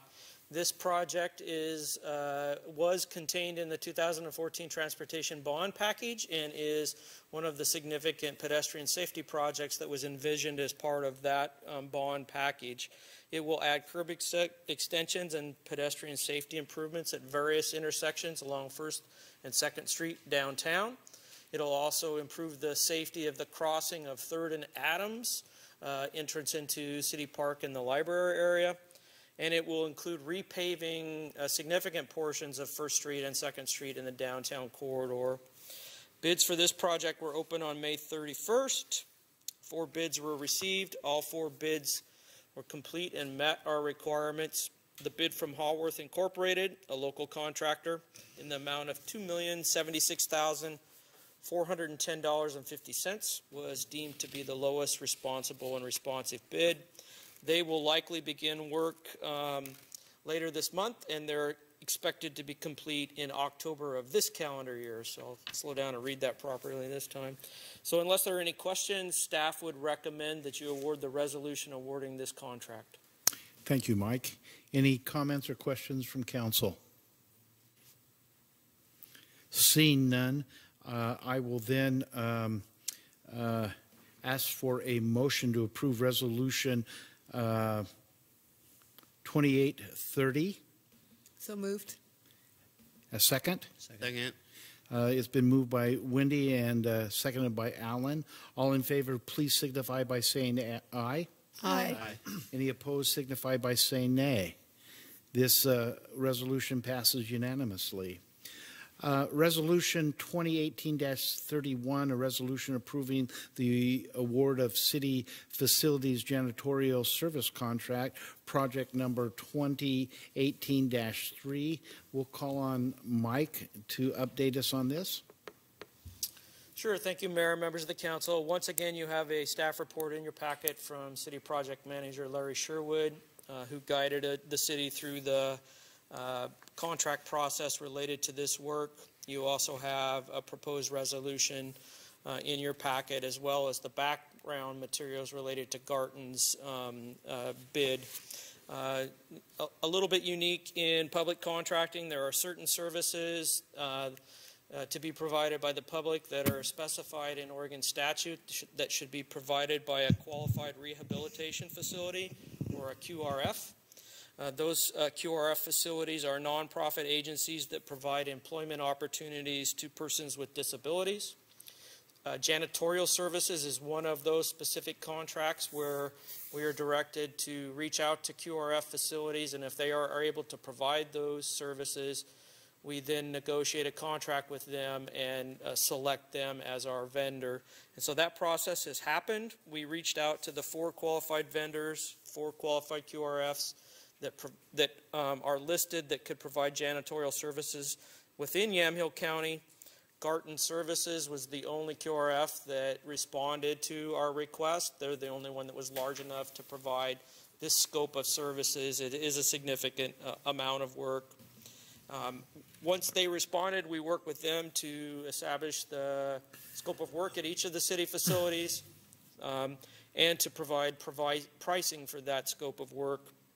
You'll see in the resolution that the contract amount for fiscal year 18-19 for city facility janitorial services is $211,362.84. And so, if you have any questions regarding the QRF process, I think I can take a stab at it, or certainly City Attorney Kosh has also been involved in this particular contract negotiation. So. Thank you, Mike. I know last year we had a little concern with the quality of work, and we addressed that, and we went back out to Garden and had them address that. And I see in your discussion where it says they're currently contracted to provide the service and is adequately providing the service that we need. Again, I just want to readdress that and make sure that we're feeling comfortable with the work that's being provided at the present time, because I know last year we had a concern. There's been an extensive effort by all of the managers in the various facilities to make sure that they're specifying the scope of work that they want, and so that the scope of work in the contract matches the services that Garton will provide. And so there was some disconnect in that. So in several areas, the scope of work was modified, and that resulted in our expectations matching the scope of work, which then translated to a price increase. There were also some concerns with the quality of the work, and the City Attorney's Office, as well as the various departments, have worked closely with Garton to try to address those deficiencies.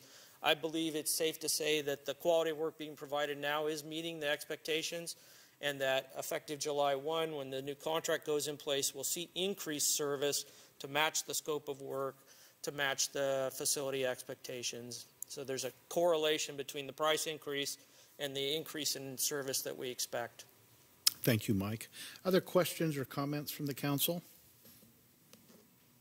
Seeing none, I will ask for a motion to approve resolution 2831. So moved. And a second? It's been moved by Kelly and seconded by Allen. All in favor, please signify by saying aye. Aye. Any opposed, signify by saying nay. This resolution passes unanimously. That takes us to our ordinance portion this evening, and the first reading with a possible second reading of ordinance 5053. And so, is there anyone that would object to having this ordinance read by title only? Okay. Then the city attorney will please read the ordinance by title only. Very good. This is a first reading of ordinance number 5053, an ordinance establishing rules of conduct for the city-owned parking structure located at Northeast 5th and Evans Street and city-owned and managed surface parking lots located within the city of McMinnville. Okay. We'll call on Police Chief Matt Scales to make a presentation. Matt? Yeah, thank you, Mr. Mayor and members of the council. I'll refer you to the staff report I prepared for this ordinance reading tonight. As you recall, on May 8th, the City Council held a work session in regards to the current state of the city-owned parking structure. You recall the structure and the city-owned surface lots have been identified as critical pieces of city parking infrastructure by Rick Williams Consulting, who completed a comprehensive parking study. During the May 8th work session, staff walked you through a presentation outlining the activities and behaviors that have occurred within the parking structure. The presentation outlined disturbing state of the structure, which would make it extremely difficult to move forward with the study's recommendation to ensure that the underutilized parking structure could support economic vitality in our downtown. Staff further outlined that over the last couple of years, the city, specifically the police department and the public works department, have been inundated with complaints, whether it's behavior, whether it's human waste, garbage, drug use, drug paraphernalia, etc., on a weekly, if not daily basis. As it stands right now, there's currently no means to regulate the activities at the parking structure or city-owned or managed parking lots, which would reduce the negative impacts to the citizens who wish to use the structure for its intended purpose. At our last meeting, we presented a draft rules of conduct ordinance, which would authorize myself to develop and enforce rules of conduct for the parking structure and city-owned leased parking lots located within our city limits. And any person who fails to comply with the rules of conduct for the parking garage or the lots could be excluded for a period of time. And if returned during that period of time, they could be arrested for criminal trespass. We communicated at length during our work session and talked about the need to provide a safe, clean parking structure, which would allow for the recommendations from the parking study. City staff has moved forward with the draft ordinance. As you recall, there was a request from City Council to also include people being prohibited from leaving personal belongings in the parking structure. That language has been included in the draft before you, or the ordinance before you tonight. Staff makes the recommendation to move on this ordinance tonight with a first and possible second reading. I'll be happy to answer any questions you might have. Thank you, Chief. I'll tell you, this is an area that we've spent much time with, a lot of public input and committee input, and it's exciting to have this come before us this evening. I've heard from a number of business owners on 3rd Street since we brought this up initially 2 weeks ago, and I'm just hearing thank you, thank you, thank you. Matter of fact, this morning I met with a newer business in town that's buying property on 3rd Street, and the owner just shared with me thank you. And so I'll open it up for discussion from the council. Anyone on the discussion or on the council have any questions or comments they'd like to share? Mayor, if I could, I don't know if it fits in with passing the ordinance right now, but I had a question about the program we have to, make it better down there with lighting and security cameras and so on. I don't know if we want to... Are you talking about the parking structure or the downtown? The parking structure. Okay. But I don't know if that's something we want to discuss right now. I think it's appropriate because that's a part of what we're talking about. And so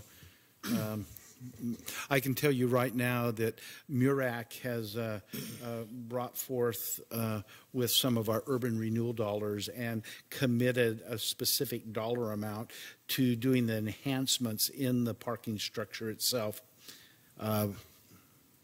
So what's your question, Councilor?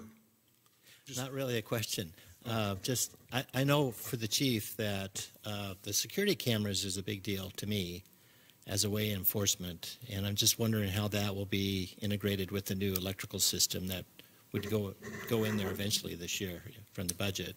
So Rick Williams made a number of recommendations to improve the facility, lighting, signage, cleaning, landscaping, power, security, and all of those recommendations are funded in the urban renewal budget this year, either in our materials and services, if it's small jobs that we would contract out, or maintenance and upkeep activities, or in our capital line for any larger construction projects. So we're planning to do all of those projects this year. Good.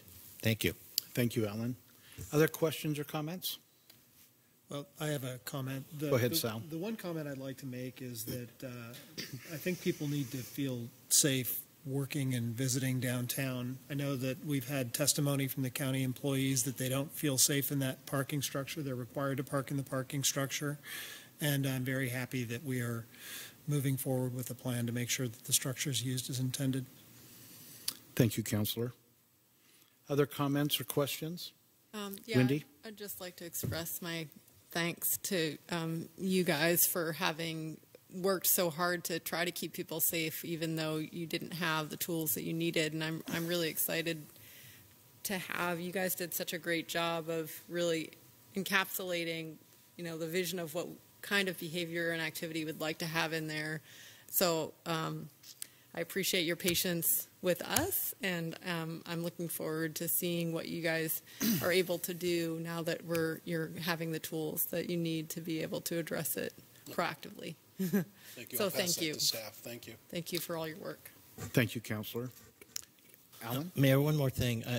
About a year ago, we started talking about possible revenue streams coming into the city, and we talked about the county employees parking in the parking structure as a way of, well, maybe they shouldn't be there, maybe they should be there, and to what extent should they have that privilege of parking there. And I haven't heard anything about that recently. Since we're on the topic, maybe it'd be good to talk about that a little bit, because that's a significant number of parking spots that are taken on the structure every day. So the consultant, Rick Williams, did recommend that the city consider a variety of changes to the parking system, expanding the number of 2-hour spots, for instance, in and around the downtown area, considering the possibility of a valet parking program either in surface lots or in the parking structure, and considering the possibility of longer-term permit parking for employees in surface lots or the parking structure. He also recommended that we kind of move in a measured way through that series of recommendations, that the physical improvements, particularly to the parking structure, would need to happen before we could reasonably expect to generate some revenue from that facility, and that we should also convene a parking advisory committee to help work through the public input and public engagement pieces as we consider those kinds of changes. So those are on the work plan, and a series of meetings will be held, and recommendations will be brought to the council in due course. Thank you. Thank you, Councilor and Jeff. Other comments? Adam? I'd just like to say, job well done. I know in our downtown safety task force, it was definitely kind of the elephant in the room that we knew there was an issue, but we couldn't address it because it wasn't in the EID and in the scope of work that council directed. So I know all of the members from there will be very happy that this is coming forth. And then just for clarification on item K, it says no smoking within the parking garage. So just to clarify, that means patrons could still, providing they're at least 10 feet from the back door of the Moon, go out and smoke. Providing patrons are still within excess of 10 feet from the back door of the Moon, they could still go smoke in that city parking lot back there, correct? Yes. Yeah. Okay. So I have, yes. I have a clarification on that also. Go ahead, Wendy. So we had talked about having it be anywhere, even if it's not under cover in the parking garage, but not having it on surface lots. That's where we settled on that, right? Correct. And so that's why it captures that just in the garage. Exactly. Even if it's not covered anywhere in the garage. It just says while while in a within the parking garage. It should say while in the parking garage. So there's a couple extra words that need to be deleted. As I read it out loud, I recognize there are a couple of extra words that should have been deleted along with the word outside. Maybe clarify that to make sure it's anywhere inside. Yes, that was the intent there. So I apologize for that. Okay. Thank you. Any other comments from the council? Seeing none, I'll ask for any public comments on this topic. Anyone in the public like to address? Come up and identify yourself. And I just want to clarify. My name is Steve Lawrence. I'm a business owner on 3rd Street. The one we're discussing right now is only the parking structure, correct? The code of conduct as a whole would apply to the parking garage as well as surface parking lots owned or managed by the city. The specific prohibition on smoking only applies to the parking garage. It does not apply to the surface parking lots. Okay, thank you. Other comments? I just want to thank the council for finally taking action on the parking garage, and especially thank you to the chief for drafting this ordinance. I appeared here back in March of last year on this issue of the parking garage, and it's so nice to have it come to resolution. I park there every day. I know some of the neighbors who are across from it, and I can't express how happy we are that something is being done to improve that situation. Thank you. Any other comments from the public? Okay, hearing none. Any more comments from the council? Okay, hearing none. I'm to a point now where I will ask for a motion to pass ordinance number 5053 to a second reading. Do I have a motion? So moved. Okay. Second. It's been moved by Adam and seconded by Alan that we pass this to a second reading. All those in favor, please indicate by saying aye. Aye. Aye. Any opposed by saying nay? Okay, ordinance number 5053 passes on its first reading unanimously. I would now ask the city attorney to read the ordinance again by title only. This is a second reading of ordinance number 5053, an ordinance establishing rules of conduct for the city-owned parking structure located at Northeast 5th and Evans Street and city-owned parking and managed surface parking lots located within the city of McMinnville. Thank you. I'll ask for a motion to adopt ordinance 5053. If I could note, the second reading that's coming back to you has an amendment in Section 5, K, it's amended to read, no person may smoke or carry any lighted smoking instrument while anywhere within the parking garage. Thank you, David. Okay, so I'll take a motion to adopt ordinance 5053. So moved. Second. Okay, it's been Wendy moved and Alan seconded. I will then ask Erica to poll the council. Aye. Aye. Aye. Aye. Aye. Ordinance number 5053 is adopted by a vote of 5-0. Thank you. Takes us to our second ordinance this evening, the first reading with possible second reading of ordinance 5054. I would ask if anyone, as we consider this, does any councilor object to having this ordinance read by title only? Not seeing any. Will the city attorney please read the ordinance into the record? This is the first reading of ordinance number 5054, an ordinance relating to smoking regulations in downtown McMinnville and city park areas, establishing McMinnville Municipal Code Chapter 8.32 and amending McMinnville Municipal Code Section 12.36.020. Thank you, David. We'll call on Chief Scales to present this to the council. Yes, again, thank you, Mr. Mayor and members of the council. Refer you to my staff report that's included in your packet.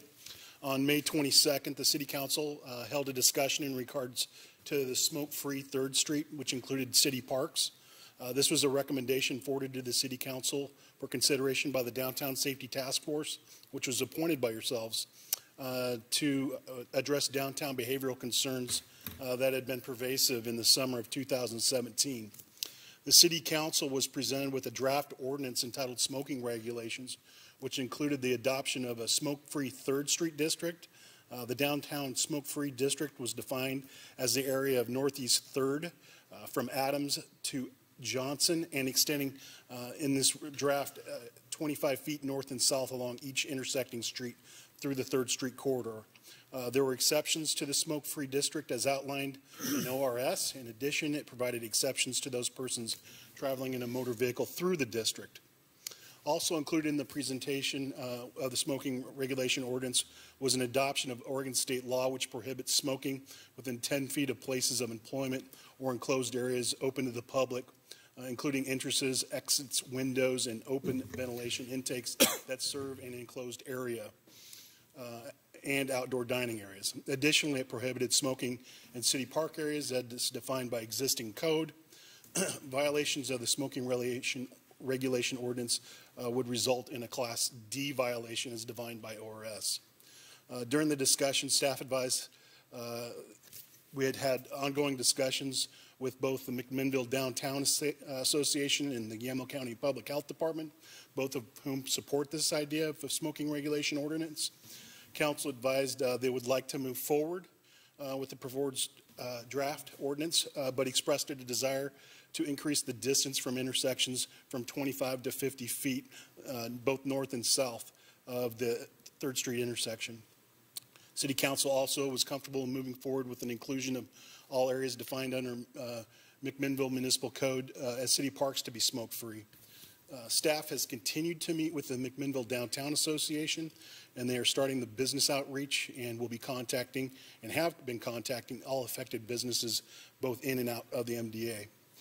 Staff has made the recommended changes in the ordinance to include all city parks defined under municipal code, their parking lots and sidewalks adjacent to city parks, and comes before you looking for a first and possible second reading of the ordinance as presented.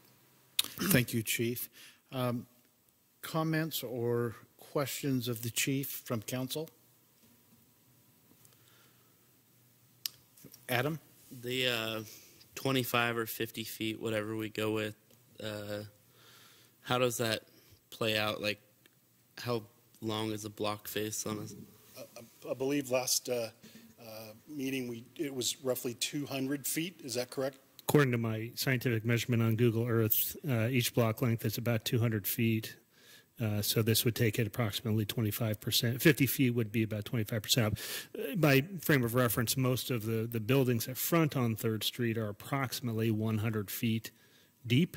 So it would take you about halfway up the side of each one of those buildings. Now, obviously, buildings vary. But. Thank you, Adam. Any other questions or comments? Yes, I have one more. Go ahead, Adam. Section 5 of park areas, would common green space around parking lots on 2nd be considered park areas? No, as I understand, those are not defined as park areas. Is that correct? You're talking... Like that grassy strip on Cowles and 2nd right there? I'm looking at Susan. I don't believe that would be considered a park under any of the definitions that I've seen. Yeah, I would concur with that. Okay, thank you. Other comments or questions? I think that we did have the 50 feet, right? Yes. And this is not a question of 50 or 25. We definitely want the 50 feet. Yeah, the 50 feet is in there. Yeah, and so... Per our discussion previously. Good. Thank you. Other comments or questions? Sal? Chief, your comment was that that MDA is supportive, but that they haven't completed outreach to the members fully yet? As my understanding, I could defer to the city manager.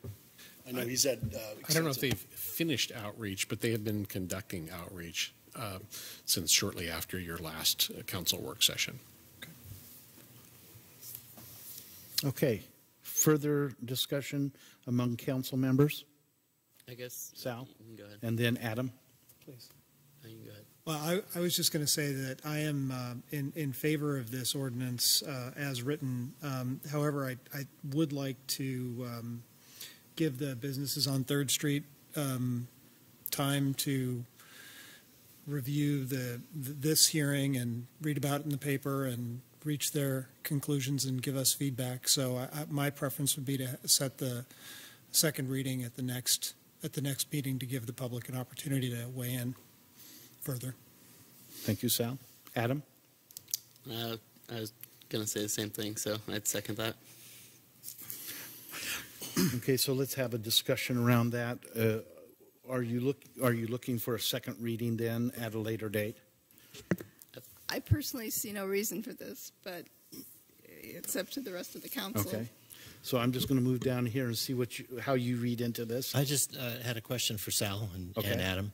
And the reason for postponing the second reading? I think generally speaking, my preference is to take a first reading at a meeting, give the public an opportunity to give feedback, and then take a second read and then vote on it at the next meeting. Just in general, that's my bias, having kind of gone through this now for a few months.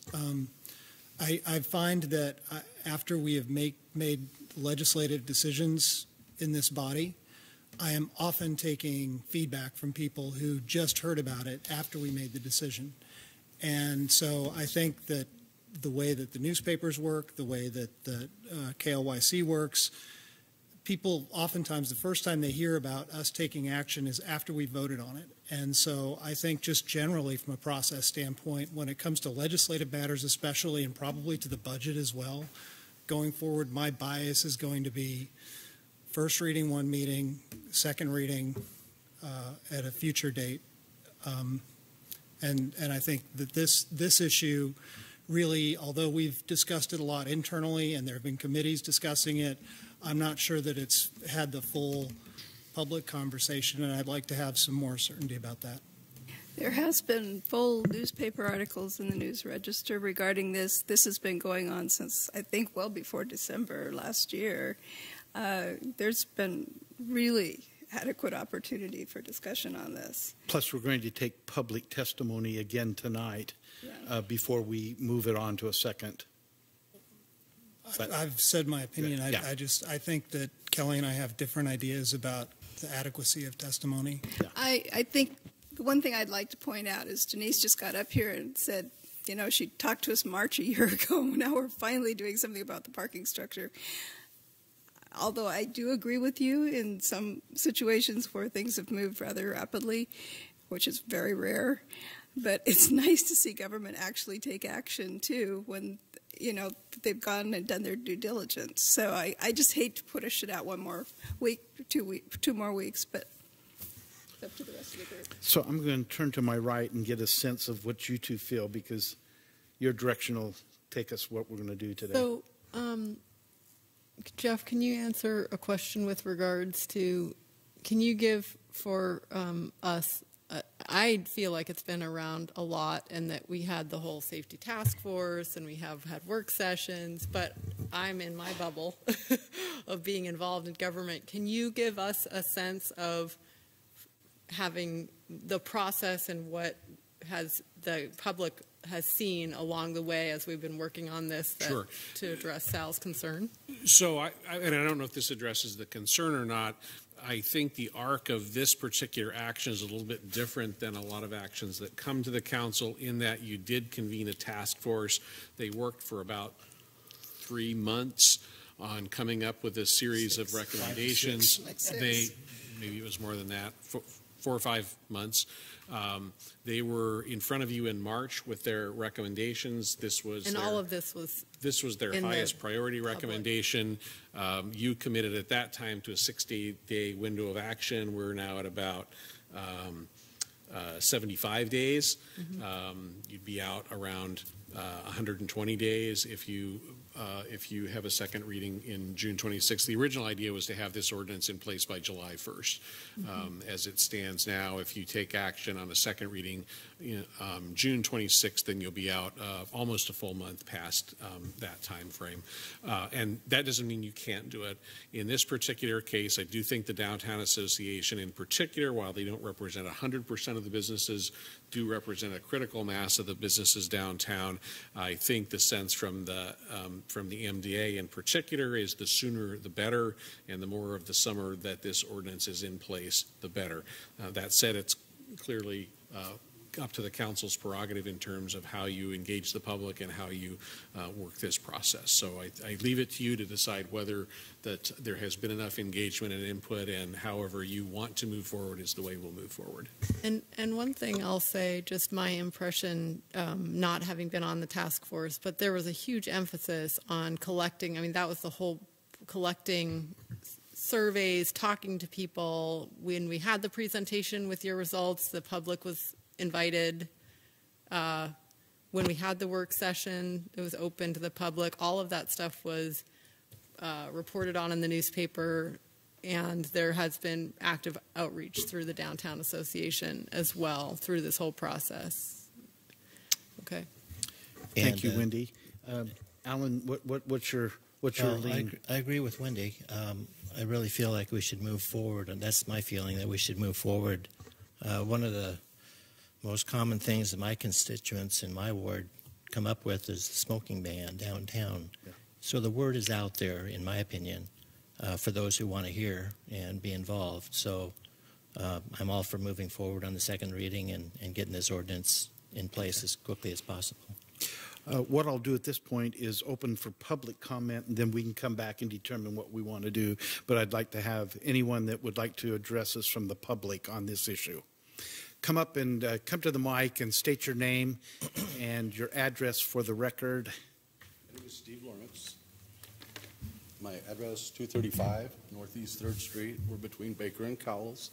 I've had a business there for almost 25 years. I've managed other businesses there, and I lease 6 offices to attorneys and other professionals on 3rd Street. Okay.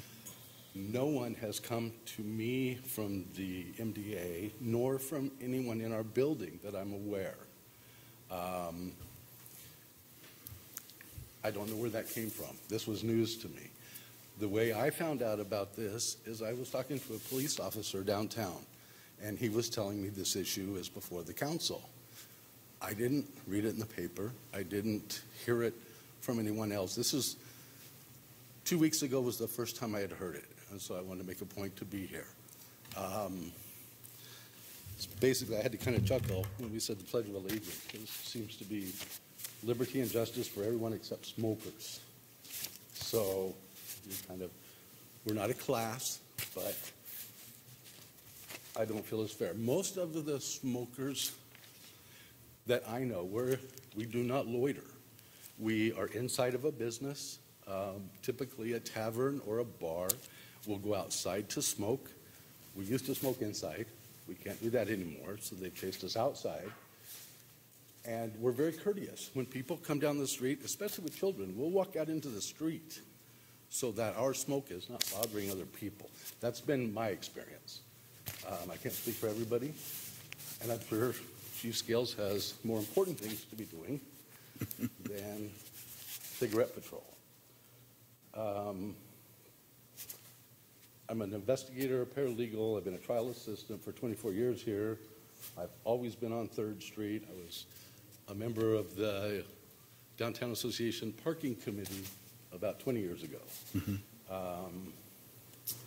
Yeah, and I respectfully disagree with smokers being loiterers, because that's not what I see.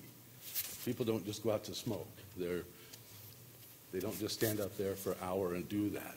I think the problem is somewhere else, and you're trying to get at the problem through this. And I don't know that it'll be effective. I do know some people will not go down 3rd Street to celebrate anymore. They may even head out of town. I met somebody a couple weeks ago. Newburgh has some really nice areas outside their bars. McMinnville doesn't. So we go out in the front. There are some protection from the weather. If we go out back, there's nothing. So I feel like we're being picked on.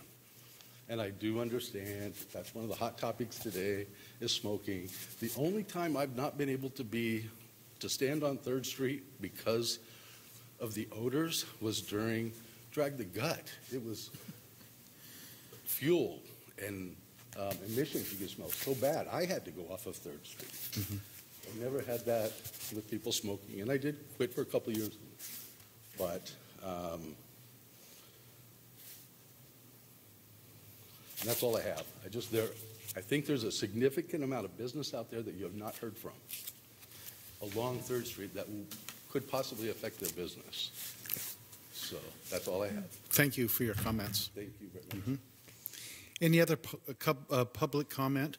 Go ahead. State your name and where you live. And my name is Pete Martinez. I live at 4155 Northeast 3 Mile Lane. You can sit if you'd like. You don't have to stand. Okay. Well, I don't have to sit. This is going to be very short. I acknowledge each one of you as a representative of the city of McMinnville. Each one of you have a responsibility to the citizens. You have shown to me that you've taken the time and you've taken the effort to take consideration over all the proposals. The only thing that I have is a comment, and it's not a criticism.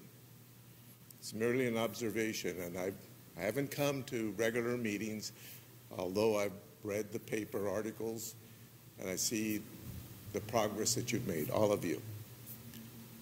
My one comment is give Mr. Peralta another chance. That's all I ask. Unless you've got to speed everything up, give him another week or so. I don't know what your reasons are, but I think you should be heard. Okay? Thank you. Thank you very much. Any other public comment?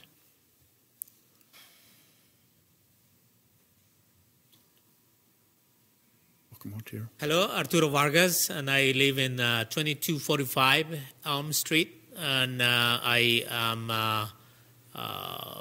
tend to visit downtown very often, probably 4 or 5 times a week, along with my daughter. I do not smoke, but I know many of the business owners, and some of them have shared that they were not aware of this ordinance.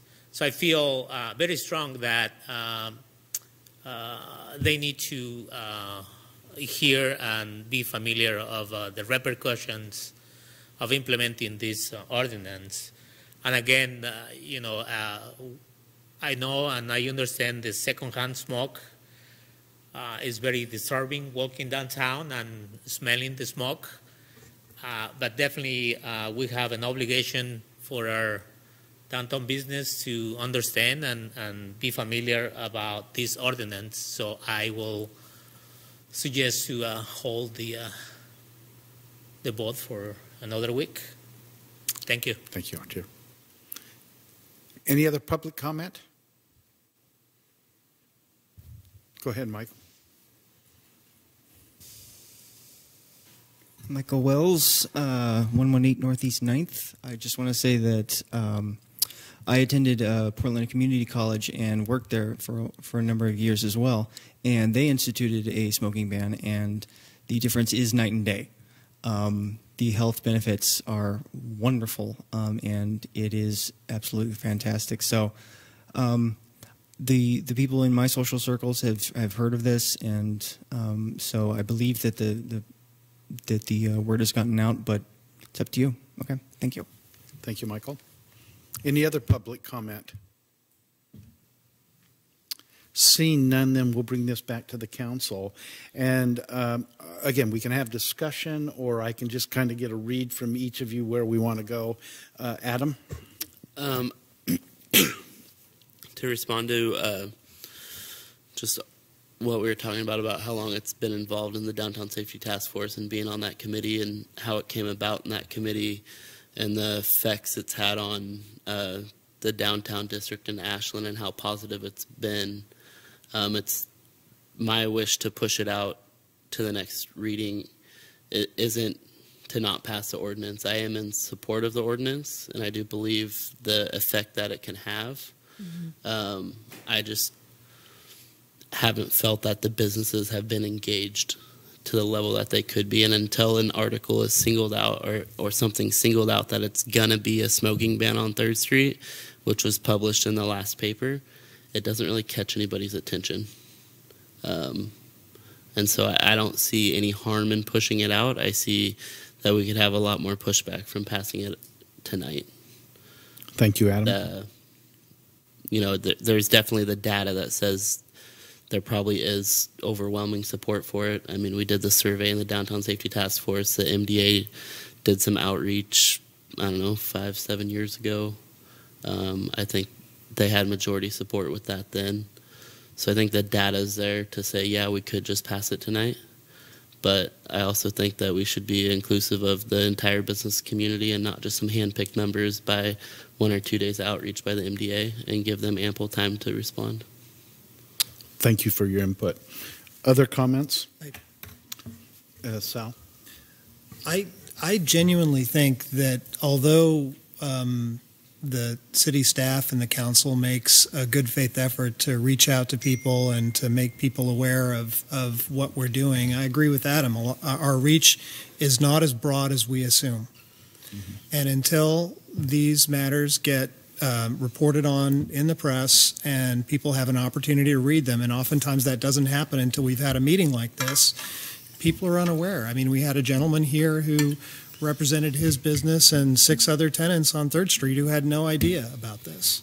So I don't think we should be afraid of public testimony. I don't think we should be afraid of public testimony when it disagrees with our personal preferences or our personal beliefs or the direction of staff. And I think we should encourage it even if it slows us down another week.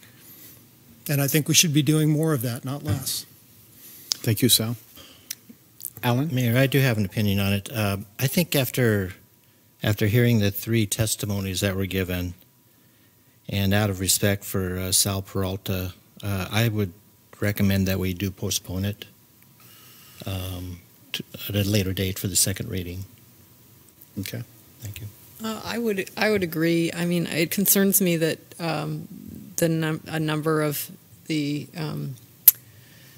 people, the citizens who testified, had evidence that they or somebody they knew that were involved in downtown did not know about it. So, like I said, we have our perspective being so involved, but that's good feedback from everybody who testified of their experience as a citizen. So the one question I had for Jeff is if we could get some kind of actual report back from MDA of what they have done and what feedback they got. Sure. That would help me to understand that what was done for outreach and what were the responses. So even if those business owners don't actually come, we'll have that data.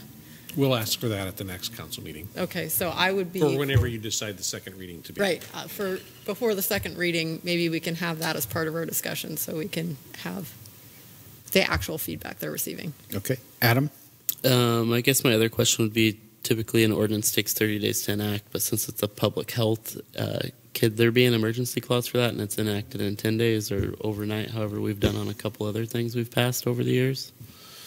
I'd like to second that suggestion that perhaps if we do delay it, we could attach an emergency clause to the legislation, which would then would speed it up and eliminate that 1 month delay. I believe it's at the council's discretion to declare an emergency and call for an earlier date of enactment. That wasn't originally in the staff's proposal, but if you'd like to see that as part of what's brought back to you for second reading, we can certainly include that provision. The question is, would you want it effective immediately? Would you still want to provide for a period of a week or two for notice prior to its effective date? anywhere in between 0 and 30 days. Even with a declaration of emergency, you can still identify that reasonable implementation period based on your understanding of the emergency. What did we do on the permits? I'd be interested in hearing the RV? chief's opinion about the amount of time to On the amount of time? to provide adequate notice to business owners. We about were the going to change. use this, the 30-day window from passage to, again, go out, do the education outreach. I know the health department's here from Yamhill County. They are all on board with going out and helping us communicate the message. That was where that 30-day window, instead of instituting that emergency, there was going to be a number, or excuse me, I should say a bunch of outreach and education to the businesses and to the citizenry. So if we compress that time, I don't know if we satisfy that. I mean, we might satisfy a timeline that we wanted to get this by. I personally don't think, and I'm speaking for myself, I don't know if declaring an emergency offers us that education component. Okay, thank you. Thank you, Chief. Thank you. Kelly, did you have a question or comment? Okay. Well, I mean, there's two ways that I can go about this. I can bring the second motion, we can determine whether we're going to move forward, or can I just get a nod as to what they want to do? Is it better to go through this process? What I would ask is if it seems to be the consensus of the council that the motion to pass the ordinance through to a second reading, specifically identify the date of that second reading. Okay. Yes, I would ask for that specifically. Okay. And so are we looking at the next city council, which would be the first council in July? It'd be June 26th. Yeah, June 26th. Yeah. Okay, so I think there's a consensus that if we don't go for a second reading tonight, that we move it to June 26th. Alan, what's your preference? I prefer the June 26th date. Okay. Yeah. Wendy? I support the June 26th date as well. Adam? Yes, the 26th. Sal? Same. And Kelly? I just want to be sure we'll be able to have the information by that time. I personally favor the 26th, but we are asking for a report from the Downtown Association. Well, you're asking for a report about what they've done and what feedback they've gotten as of that date, and that's what you'll get. Yeah, we've got one full-time employee at MDA, and I mean, we've got Jenny out there that's the chair of the board, so she might have some insights. Okay, good.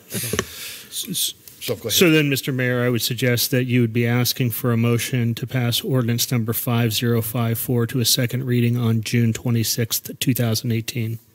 Thank you, David. So I'm looking for a motion to bring ordinance number 5045 to a second reading. 5054. Or, excuse me, 5054 to a second reading on June 26th. Do I have a motion? So moved. Second. And a second. It's been moved by Alan and seconded by Adam. All those in favor, please indicate by an aye. Aye. Any opposed with a nay? So we're going to have a second reading then of ordinance number 5054 on June 26th. Thank you for the good discussion and the input. Let's now go to first reading, possible second reading on ordinance 5055. Does any councilor object to having this ordinance read by title only? Hearing none, we'll have the city attorney give a first reading of this ordinance 5055 by title only. This is a first reading of ordinance number 5055, an ordinance related to moving or towing vehicles parked in prohibited areas, amending McMinnville Municipal Code Section 10.28.030, and establishing McMinnville Municipal Code Section 10.28.400. Thank you, David. Chief, if you'd give a report on this. Mr. Bissett would be providing the staff report. I can certainly chime in at a point. Thank you, Chief. And Mike?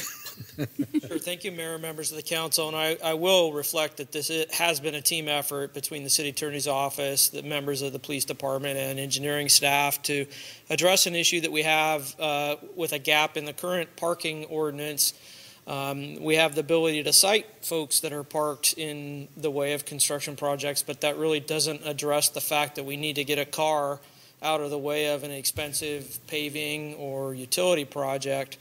And so based on some advice from Captain Sandoval, we did some research into what other communities have as tools to address that conflict, and modeled much of this language on, I believe, Multnomah County provisions that allow, if there's a car parked in the way of a pending construction project, allow the city to have that car moved to the next closest space in the right-of-way that's out of the way of the construction. And what you have before you this evening reflects that that's what we're asking the ability to do. That gives the police the tools to help us when we have a car in the way of a project.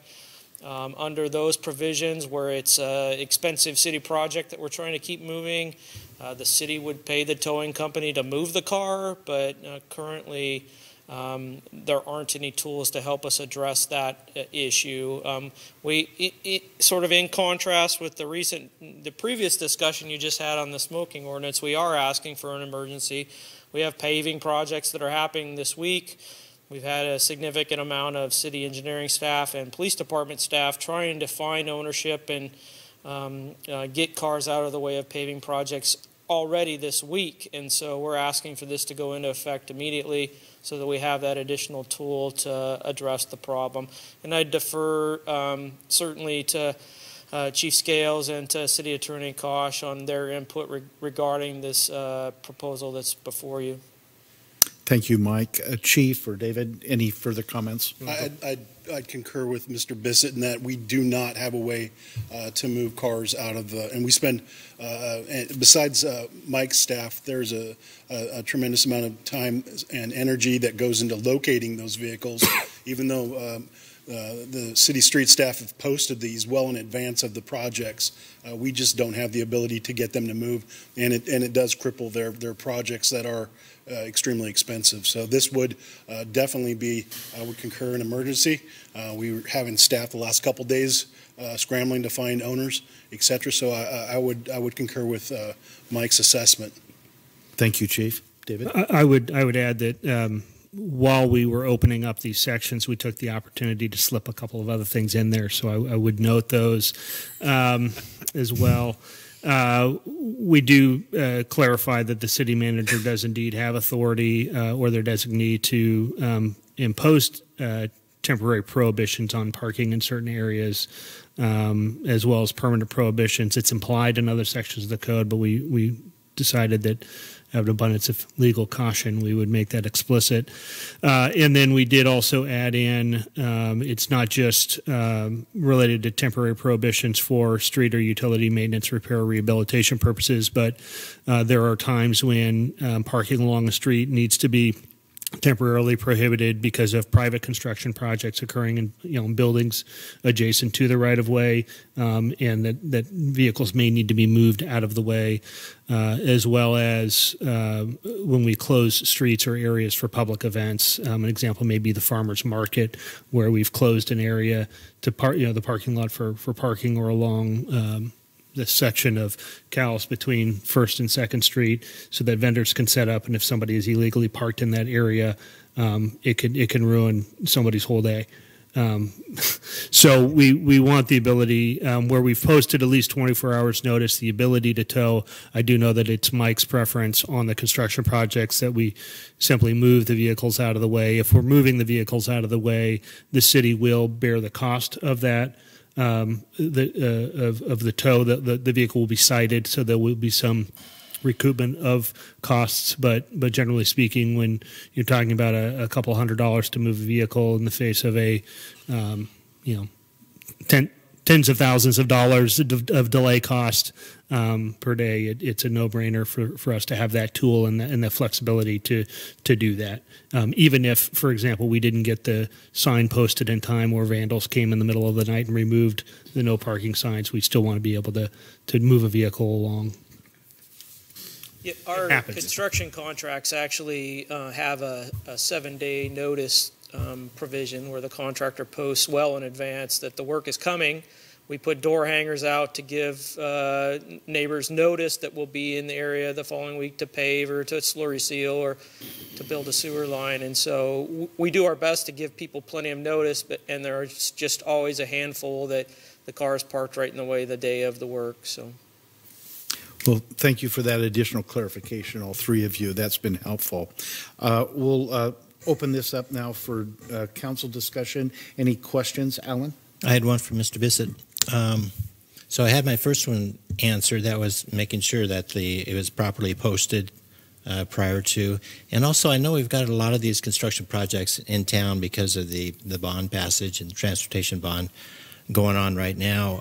I'm just wondering about the longevity of this ordinance. Are we looking at it to stay in effect on a permanent basis from now on, even when we have less projects? So this isn't a new issue. We've been paving projects for decades, and we've had occasions where we had cars parked in the way, and it's been a significant amount of effort by engineering staff and police department staff to try to find an owner, literally minutes before the grinder or the paver is going to be right where the car is parked. And there are just a few occasions where you can't find that owner, you need the car to be moved. And so this would apply moving forward into the future for all of our projects, and not just the fact that we're busy now. So, and I will say the chief's staff has done a great job in the past of helping to address the issue, and has been out twice this week already, this morning and yesterday morning, helping us try to find owners of cars that are in the way. And this just gives us that one more tool when you don't find the owner to get the car moved, so we don't have to postpone the contractor and send them elsewhere. Okay, thank you. Other questions, Sal? I have a question for the chief. Is it unusual for a city to not have a towing ordinance? Is it unusual? Yeah, I mean, I've never lived, I don't know that I've ever lived in a city that doesn't have an ordinance. I would defer to Mike, but I would think it's past due to have this ordinance in our toolbox. So yes. Okay. Any other discussion, Adam? How do we decide who tows the vehicles? Does it go to the tow desk like any other municipality tow? Yeah, it would go to a tow desk. Gotcha. And I had one other question, but I forgot what it was. Wasn't that important, apparently. Well, we may come back. Any other questions? Just something in general, Mayor, thanks. We've talked about towing of vehicles, not necessarily for construction projects, but for unpaid balances at the municipal court, for vehicular camping who don't abide by the notices and the tickets they've received to a certain extent, and we don't have anything in place to enforce those. So I just wanted to bring that to the table again and see what we can do about that. Stay tuned. Okay. It's coming. It's coming, yeah. There's some legal work to be done on that. Oh, yes. I am assuming that, yeah. Okay, Adam? I remember what it was. Say it was a lowered vehicle or something. Who assumes liability for damage to that vehicle if we did an emergency tow? Is that on the tow company, or is that on us as a city? Or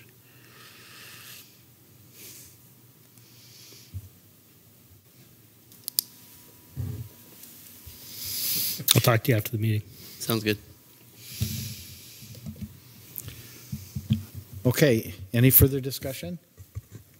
Hearing none, I'll open it up for public comment. Anyone in the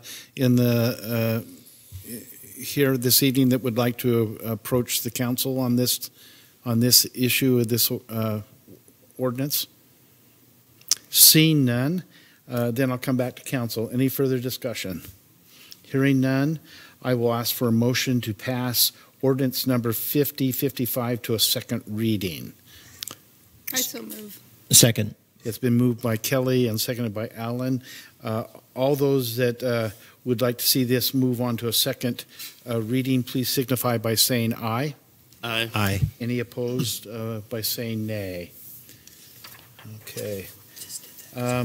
So ordinance number 5055 passes on its first reading unanimously. I will now ask the city attorney to read the ordinance again by title only. This is the second reading of ordinance number 5055, an ordinance related to moving or towing vehicles parked in prohibited areas, amending McMinnville Municipal Code Section 10.28.030 and establishing McMinnville Municipal Code Section 10.28.400. Thank you, David. I'll ask for a motion to adopt ordinance number 5055. So moved. And a second? Second.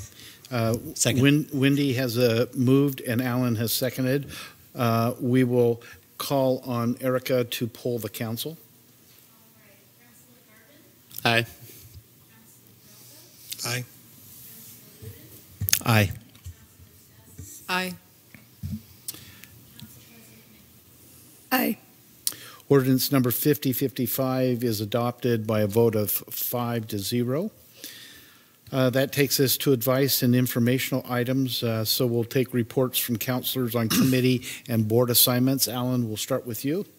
I don't have anything new to offer other than since the Historic Landmarks Committee was honored here tonight and some of their projects, that was a really neat meeting that we had when we looked at those three projects as far as their restoration to their original shape.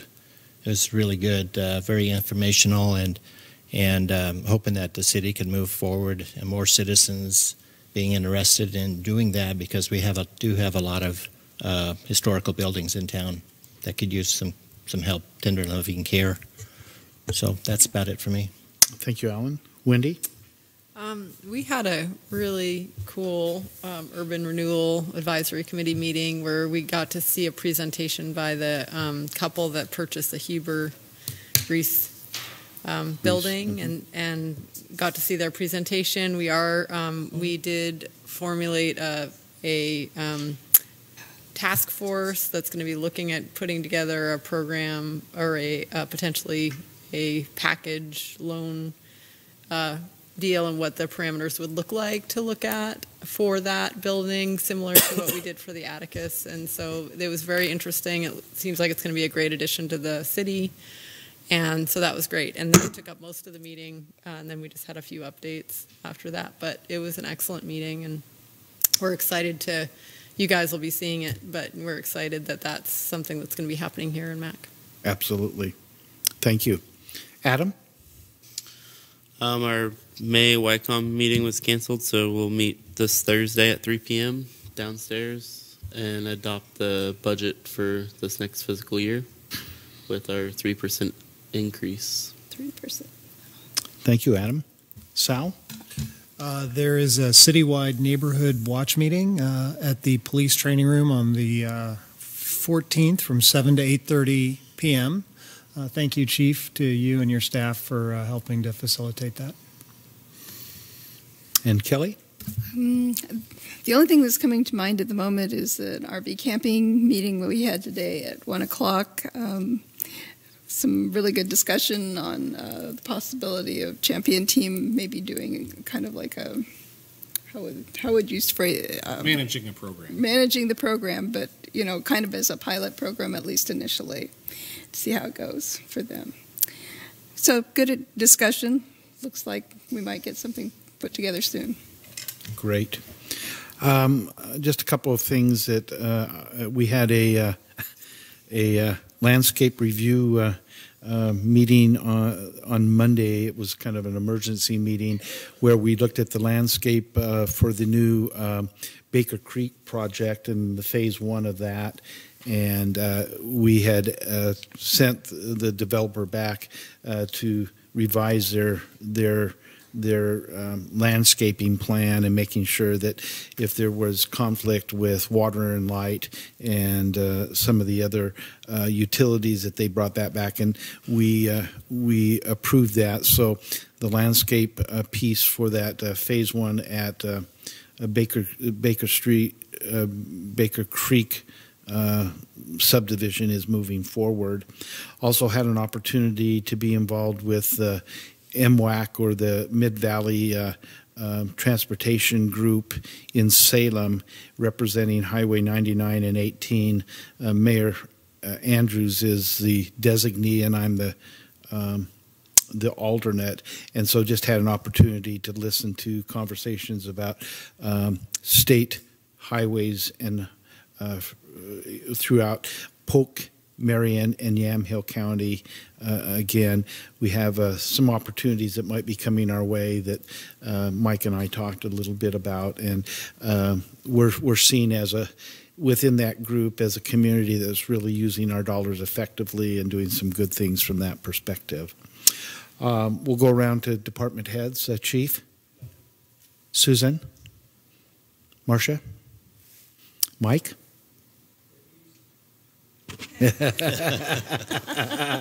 You got it. When do they play next? Yep, we've been watching those. Those have been good games. Scott? Erica? David? I'd just like to observe that I think we have a record number of people still in the audience at this stage of the council meeting, and I want to thank each and every one of you personally for being here. We still have the urban renewal budget, so it's going to take us a few more minutes, but Jeff? Did you want to check in with the library director? Because she's quietly sitting midway back. I'm not sure where to categorize her. If she's a department head, then we still outnumber citizens, but if Jenny, she's here for the MDA, then... So...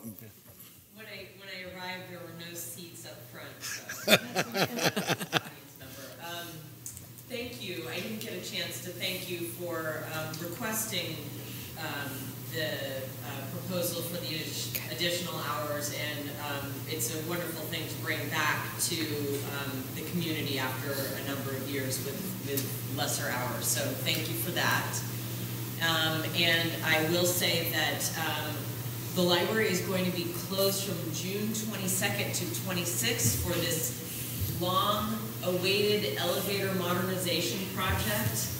Just getting it in the budget right under the wire, and we are also going to be renovating the children's room at that time using basically community and grant funds. So we'll sometime during the summer have a grand reopening of the children's room. And you can ride the elevator up and down, too. Thank you, Jenny. Sorry I overlooked you. And Jeff. Just briefly, Mayor, there's a Chinese blessing and a curse that says, may you live in interesting times. As a father of an intrepid 18-year-old who's sometimes strong-willed, he managed to make graduation week an interesting time, but did in fact graduate, walked across the stage. After the driving rain, Councilor Rudin had one of the dry seats. I did not. I will say that one of the highlights of the evening was when one student whose name was announced, the entire 520 kids graduating stood in unison and expressed themselves in an extended standing ovation. We weren't quite in a place where we could see. Young Colton lives with the impacts of cerebral palsy and has his whole life. He chose to get out of his chair and walk across the stage. And so even afterwards, watching the video, it was an emotional and touching moment. The skies sort of cleared at that moment, and we had a nice double rainbow behind the stage. So we do indeed live in interesting times, and it's another joyful opportunity for our family to experience a change here in McMinnville. Thank you. Thank you, Jeff. And information in your packet. So I'll go ahead and close our City Council meeting this evening. And then that's going to take us right into the Urban Renewal Agency meeting. And so I will call that meeting to order. And we're here to the proposed budget as approved by the Budget Committee. And so, Marcia, I'll just turn that over to you to cue us up. And Thank you, Mr. Mayor. As for the city, the ORS 294.453 requires that the governing body hold a budget hearing to take public testimony on the budget as approved by the Budget Committee. The hearing tonight is for the board to take comments on the Urban Renewal 2018-19 budget, which was approved by the Budget Committee on May 16th. Thank you. And so any comments for Marcia on that budget? Again, it's a part of the process that we went through. Hearing none, what I'm going to do is then open up the public hearing on that budget. Public hearing's open.